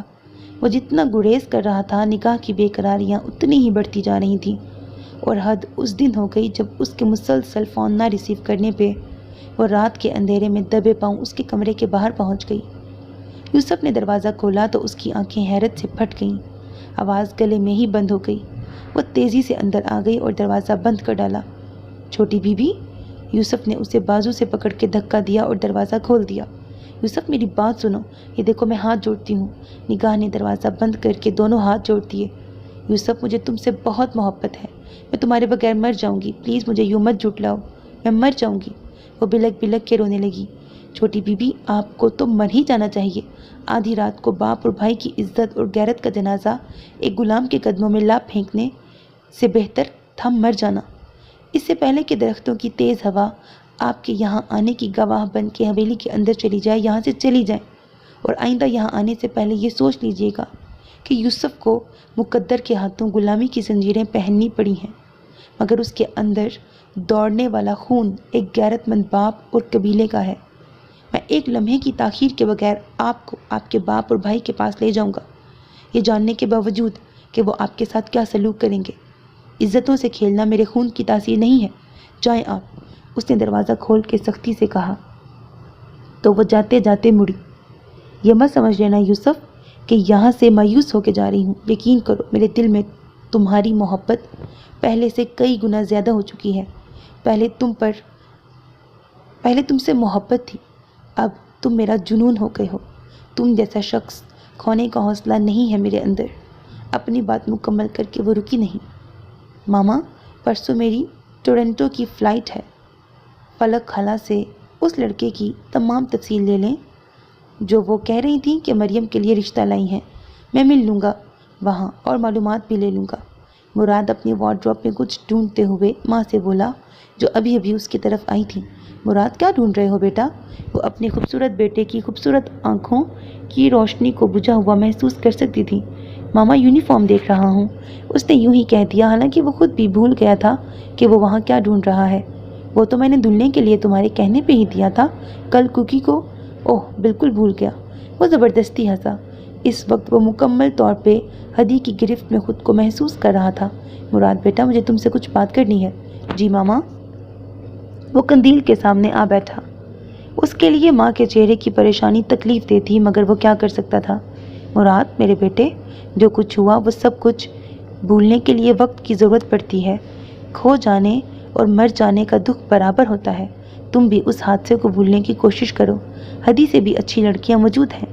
ماما، مر جانے والوں کو تو بندہ دفن کر کے تکلیف وقت کے حوالے کر سکتا ہے، مگر کھو جانے والے عمر بھر کا روگ بن جاتے ہیں، جیسے یوسف، جیسے ہدی، وہ دور خلاؤں میں کھو گیا۔ مگر مراد، زندگی کے کام تو چلتے رہتے ہیں۔ تم، میں، تمہارے بابا سب زندہ ہیں یوسف کے بغیر۔ تمہیں بھی زندگی گزارنی ہے ہدی کے بغیر۔ وہ تمہارا نصیب ہی نہیں تھی۔ درمیان میں کوئی دشمن آتا تو تمہاری یہ ماں قبیلوں کے اصولوں اور رواجوں سے بالاتر ہو کے ہدی کو تم سے ملاتی، مگر یہاں تو وہ خود ہی پیچھے ہٹ گئی ہے۔ قندیل نے کہتے ہوئے بیٹے کا ہاتھ تھام لیا۔ یہی ایک کانٹا ہے دل میں ماما کہ یہ کیسی چال چلی ہے اس نے، اور اس کی اس چال کو سمجھنے کے لیے مجھے وقت دیں۔ میں سنبھل جاؤں تو پھر جو چاہیں فیصلہ کریں، مجھے منظور ہوگا۔ وہ ایک فرما بردار بیٹا تھا، مگر مراد میری خواہش تھی کہ تمہاری اور عائشہ کی شادی ایک ساتھ ہو جاتی۔ تمہاری وشے خالہ اور شیمل چاچو عائشہ کی شادی پر زور دے رہے ہیں۔ ماما، یہ پورا مہینہ میرا بہت ٹف شیڈول ہے۔ اگلے ماہ کی کوئی بھی تاریخ رکھ لیں عائشہ کے لیے۔ وہ اپنی بات گول کر کے بولا، مگر مراد، میں تو تمہاری۔ ماما، وہ بھی ہو جائے گی، فکر نہ کریں، مگر ابھی عائشہ، اوکے؟ مراد نے ماں کے ہاتھ چومے اور تیزی سے باہر نکل گیا۔ وہ افسردگی سے مسکرا دی۔ میرے بچوں، تمہاری ماں ہار گئی ہے تقدیر کے ہاتھوں، کچھ نہ کر پائی ہے، نہ مراد کے لیے اور نہ یوسف کے لیے۔ مراد کی طبیعت بہت بے چین ہو رہی تھی۔ گندم کے کھیت میں لہلہاتی بالیاں بھی اس کے دل کی اداسی کو دور نہ کر سکیں۔ جس طرح ہماری جاگیروں کی کوئی حد نہیں، ایسے ہی ہدی تم نے میرے دل کے زخموں کو بے حساب اور بے حد تکلیف دی ہے۔ تمہیں اندازہ ہی نہیں کہ تم نے مراد خان کو زندہ مار دیا ہے۔ دکھ کی اتنی شدید لہر تھی کہ وہ ضبط نہیں کر پا رہا تھا۔ کتنی ہی دیر موبائل بجتا رہا۔ اس نے یس کا بٹن دبایا۔ ہیلو، جی کون؟ مراد بھائی؟ دوسری طرف کوئی اجنبی نسوانی آواز تھی۔ جی، مگر آپ کون؟ مراد پہچان نہ پایا۔ میں یاسمین ہوں، ہدی کی بہت کلوز فرینڈ۔ اس نے تعارف کروایا تو وہ چپ کر گیا۔ مراد بھائی پلیز سیل آف نہ کیجیے گا، مجھے آپ سے بہت ضروری بات کرنی ہے۔ مراد کی خاموشی پہ وہ جھٹ بولی کہ کہیں بند نہ کر دے۔ جی بولیں مراد بھائی، میں ہدی سے بہت قریب ہوں۔ مجھے بھی یہی خوش فہمی تھی اپنے بارے میں، مگر وہ کسی کی نہیں ہو سکتی۔ مراد نے بات کاٹ کے تلخی سے کہا، کاش مراد بھائی انسانی وجود شیشے کا ہوتا، کوئی کسی سے نہ چھپ سکتا۔ آپ نے اس سے کیوں بے وفائی کی؟ وہ جان جاتی، اور وہ کیوں پیچھے ہٹی آپ جان جاتے۔ وہ الجھنے لگا، میں سمجھا نہیں۔ مراد بھائی، اسے تو اللہ نے سراپا وفا پیدا کیا ہے، مگر آپ نے کیا کیا؟ شادی اور بچے کسی اور کے وجود سے اور قبیلے کی رسموں کو نبھانے کے لیے ہدی؟ یہ محبت کیا ڈھونگ نہیں تھی؟ مراد کو جھٹکا لگا، یہ کیا بکواس ہے؟ کس سے شادی اور کس کے بچے؟ ہدی کے موبائل پہ آپ کی بیوی نے بات کی تھی اور یہ بھی بتایا تھا کہ وہ آپ کے بچے کی ماں بننے والی ہے، اسی لیے ہدی راستے سے ہٹ گئی، اسی لیے ہدی راستے سے ہٹ جائے۔ فریحہ عمر، مراد کے لبوں سے فوراً نام نکلا۔ فریحہ عمر اس کی یونیورسٹی فیلو تھی، انتہائی بے باک اور برگر فیملی کی پیداوار۔ مراد کو بغیر سوچے بھی، بغیر ثبوت کے بھی یقین ہو چلا تھا کہ فون کرنے والی وہی ہوگی۔ مراد، میں ہدی کا دیا ہوا وعدہ کبھی نہ توڑتی اگر اس کی حالت سنبھل جاتی۔ وہ آپ کی شادی شدہ زندگی سے نکلنے کے علاوہ آپ سب کی زندگیوں سے نکلنے کا ارادہ نہ کر لیتی تو میں شاید چپ کر جاتی۔ آپ جانتے ہیں نا کہ، یا شاید اس نے اپنے اس درد کو بھی سب سے چھپا رکھا ہو کہ مراد اس کے رکنے پہ بولا، وہ ٹھیک نہیں ہے۔ اس نے اپنی رپورٹس سب سے چھپا کے کہہ دیا تھا کہ بالکل ٹھیک ہے، ہلکا سا انفیکشن ہے۔ اس کی رپورٹس میرے پاس ہیں۔ اسے بولے نا یاسمین، بات مکمل کریں، کیا ہے اسے؟ مراد کا دل زور زور سے دھڑک رہا تھا۔ اسے بلڈ کینسر ہے۔ کیا؟ یہ آپ کیا کہہ رہی ہیں؟ یہ کیسے ممکن ہے؟ مراد تڑپ اٹھا۔ چوٹ ایسی لگی تھی کہ زخم روح تک جا پہنچا تھا۔ اس نے یہ بات ہر ایک سے چھپا رکھی ہے، پلیز آپ اسے سنبھال لیں، یاسمین نے کہا تو مراد نے کچھ سوچتے ہوئے پوچھا، ہدی کی رپورٹس کس کے پاس ہیں؟ میرے پاس ہیں۔ مجھے اپنا ایڈریس بتائیے، میں آپ سے رپورٹس لینے آ رہا ہوں۔ مراد نے یکدم فیصلہ کیا۔ اوکے، اگر کوئی پرابلم ہوئی تو رنگ کر لوں گا، مراد نے کہا۔ موبائل بند کرنے کے بعد وہ سیدھا حویلی آیا، جلدی سے کچھ ضروری سامان لیا اور قندیل کے کمرے پر دستک دی۔ اگرچہ یہ ان کے سونے کا ٹائم تھا مگر اس کے پاس وقت نہیں تھا، پورا وجود شدید طوفانوں میں گھرا تھا۔ ماما، مجھے ایمرجنسی کال آ گئی ہے، ابھی جانا ہے۔ ارے یہ کیا؟ بس کیا کرے ماما، یہ جاب ہی ایسی ہے، وہ بمشکل جواب دے پایا۔ اللہ کے حوالے میری جان، انہوں نے ماتھا چوم کے دعا دی۔ وہ سیدھا یاسمین کی طرف آیا، رپورٹس اٹھائیں، زہریلے ناک کی مانند وہ رپورٹس اس کی گاڑی کے ڈیش بورڈ پہ پڑی تھی۔ ہدی، اس کا نام آہ بن کے لبوں سے نکلا۔ اگلے دن وہ اپنے دوست کے توسط سے ہسپتال میں موجود تھا۔ یہ تو ابتدائی ٹیسٹ ہیں، آپ ان کے کچھ ایڈوانس ٹیسٹ کے لیے انہیں لے آئیں، ڈاکٹر نے فائل ٹیبل پہ رکھتے ہوئے کہا۔ جی مگر ان رپورٹس کے متعلق آپ کیا کہتے ہیں؟ مراد نے پوچھا۔ دیکھیں، مکمل ٹیسٹ لینے کے بعد ہی کچھ کہا جا سکتا ہے۔ بہرحال اللہ سے اچھی امید رکھیں، آج کل یہ بیماری قابل علاج ہے، ڈاکٹر نے حوصلہ دیا۔ اب اگلا قدم کیسے اٹھایا جائے، یہی سوچ اسے ستا رہی تھی۔ دماغ میں ایک خیال آیا، پھپھو جانی تو سن کے جی نہیں پائیں گی اور وہ شادی کے لیے حامی بھی نہیں بھرے گی، اور اگر ماما جی اور پھپھو کو اس کی بیماری کا پتہ چل گیا تو وہ سہ نہیں پائیں گے۔ مجھے یہ بات اوپن نہیں کرنی، اس نے فیصلہ کر لیا، مگر اس کے لیے مجھے ایمل خان کی مدد لینی پڑے گی۔ وہاں سے وہ سیدھا حویلی آ گیا، فون کر کے ایمل خان کو بلوا لیا۔ بولے جناب۔ ایمل، میں بہت پریشان ہوں، خیریت؟ وہ بھی گھبرا گیا۔ جواباً مراد نے بتایا تو ایمل خان کے پاؤں کے نیچے سے زمین نکل گئی۔ او میرے اللہ، وہ اتنی تکلیف سے گزر رہی ہے، میں اسے یہاں سے نکال لوں گا، میں اسے مرنے کے لیے نہیں چھوڑ سکتا، میں ایک ایک لمحہ اس کے ساتھ گزارنا چاہتا ہوں، میں اس کی تکلیف اپنے وجود پہ لینا چاہتا ہوں، میں اسے کسی کے ساتھ شیئر نہیں کرنا چاہتا۔ اگر اس کی بیماری کھل گئی تو وہ سب اسے مجھ سے دور کر دیں گے۔ وہ بے بسی سے بولا۔ تو پھر تم میری ہیلپ کرو گے ایمل خان؟ کیسے مراد؟ ایمل خان، تم کسی بہانے اسے باڑے والی سائٹ پہ لے جاؤ، وہاں سے میں معاملہ سنبھال لوں گا۔ لیکن کیا کرو گے؟ میں اسے وہاں سے شہر لے جاؤں گا، اور یہ بات تمہارے اور میرے درمیان رہنی چاہیے، مراد نے کہا تو ایمل خان گھبرا گیا۔ کیا وہ چلی جائے گی؟ میں زبردستی لے جاؤں گا، مگر آگے کیا ہوگا؟ یہ علاج کوئی 1-2 دن کا تو ہے نہیں۔ ایمل خان، میں سب سے پہلے اس سے نکاح کروں گا، ایک ہی طریقہ ہے میرے پاس اس کے قریب ہونے کا، لیکن پیچھے کیا ہوگا؟ تم خود کو لا علم ہی رکھنا، کچھ دنوں بعد جب میں تمہیں کہوں گا تب بتا دینا۔ مراد نے تمام پروگرام بتایا۔ بدنامی ہوگی مراد، ایمل خان نے پریشانی سے کہا۔ میں بدنامی کو دیکھوں، اسے دیکھوں یا خود کو دیکھوں، مجھے بس اس کے قریب رہنا ہے۔ وہ چھوٹا سا بچہ بن گیا تھا جسے بس پانے کی خواہش تھی۔ ٹھیک ہے، اس کی ضد کے آگے ایمل خان بھی ہار گیا۔ پھر صرف 3 دن بعد ہدی کو تنہا دیکھ کے ایمل خان بہانے سے اسے جانوروں کے باڑے والی سائٹ لے آیا جہاں مراد پہلے سے جیپ لے کے موجود تھا۔ ایمل خان کی مدد سے اسے زبردستی جیپ میں بٹھایا اور بغیر ٹائم ضائع کیے جیپ وہاں سے نکال لے گیا۔ ایمل خان پریشان تو تھا مگر اس کے لیے ضروری تھا کہ مراد اس کا ہم سفر بنے اور علاج بھی شروع ہو۔ یوسف، کمرے کا دروازہ بجانے کے بعد وسیع خان اس کی طرف آ گیا۔ وہ فوراً چارپائی سے اٹھا۔ جی وسیع خان، وہ مؤدب ہوا۔ یوسف، کچھ سامان ہے، کل شہر لے جا کے TCS کر دینا۔ جی بہتر، سر جھکا کے بولا۔ اچھا، صبح ذرا جلدی نکلنا۔ وہ کہہ کے مڑنے لگا تو موبائل پہ SMS کی بیل ہوئی۔ اوہ، پیغام ہے، وسیع خان نے موبائل اٹھاتے ہوئے کہا۔ وسیع خان، شروع میں جب یہ چھوٹی بیل ہوتی تھی تو میں اٹھا کے ہیلو ہیلو کرنے لگتا تھا، اس نے ہنس کے بتایا، یہ دیکھے بغیر کہ وسیع خان کا پیغام پڑھنے کے بعد چہرے کا رنگ کیوں بدلا تھا، چہرے پہ تناؤ کیوں پیدا ہو گیا تھا۔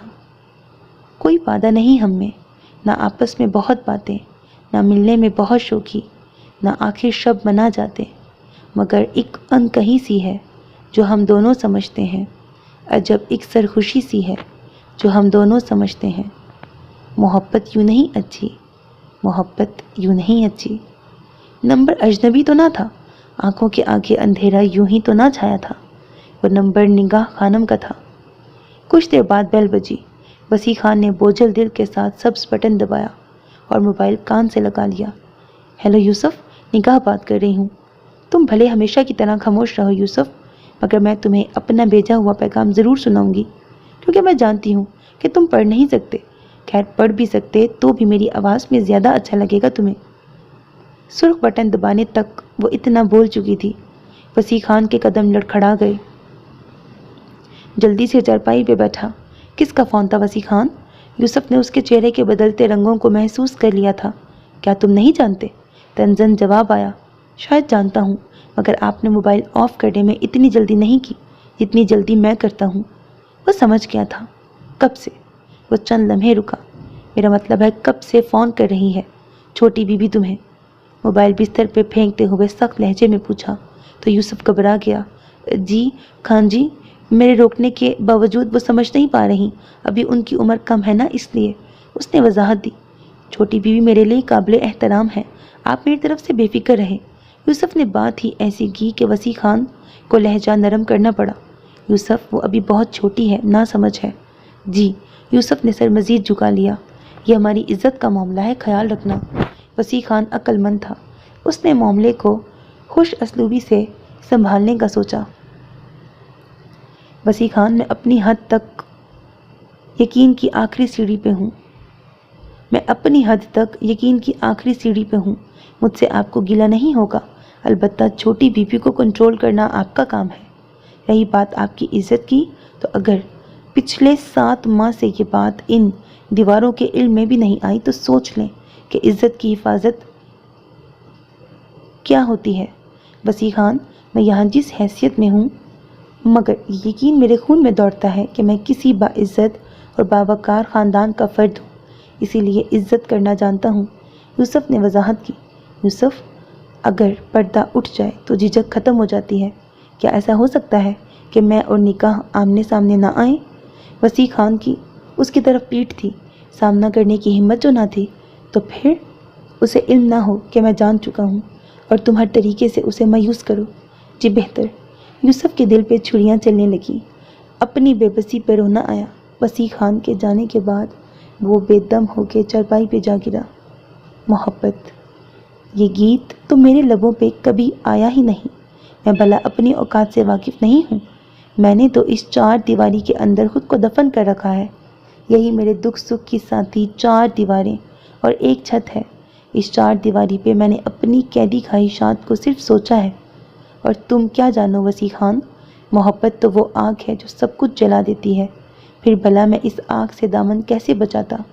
مگر صبر بھی تو انسانی فطرت ہے، جیسے میں صبر کی قید میں ہوں۔ وہ کون تھا، کس کا بیٹا تھا، وہ کچھ نہیں جانتا تھا۔ علم تھا تو صرف اتنا کہ وہ اپنے باپ کے قتل کے جرم میں اس قبیلے تک آیا تھا۔ سو میرے عزیز listeners, this was the end of the episode 1 of this novel. کل اس کا لاسٹ ایپیسوڈ اپلوڈ ہوگا۔ Hope that you like it. اپنا بہت خیال رکھیے گا نیک تمناؤں کے ساتھ۔ اللہ حافظ۔ And don't forget to subscribe to my channel because that's how you can encourage me and that's the only kind of support and encouragement which I want.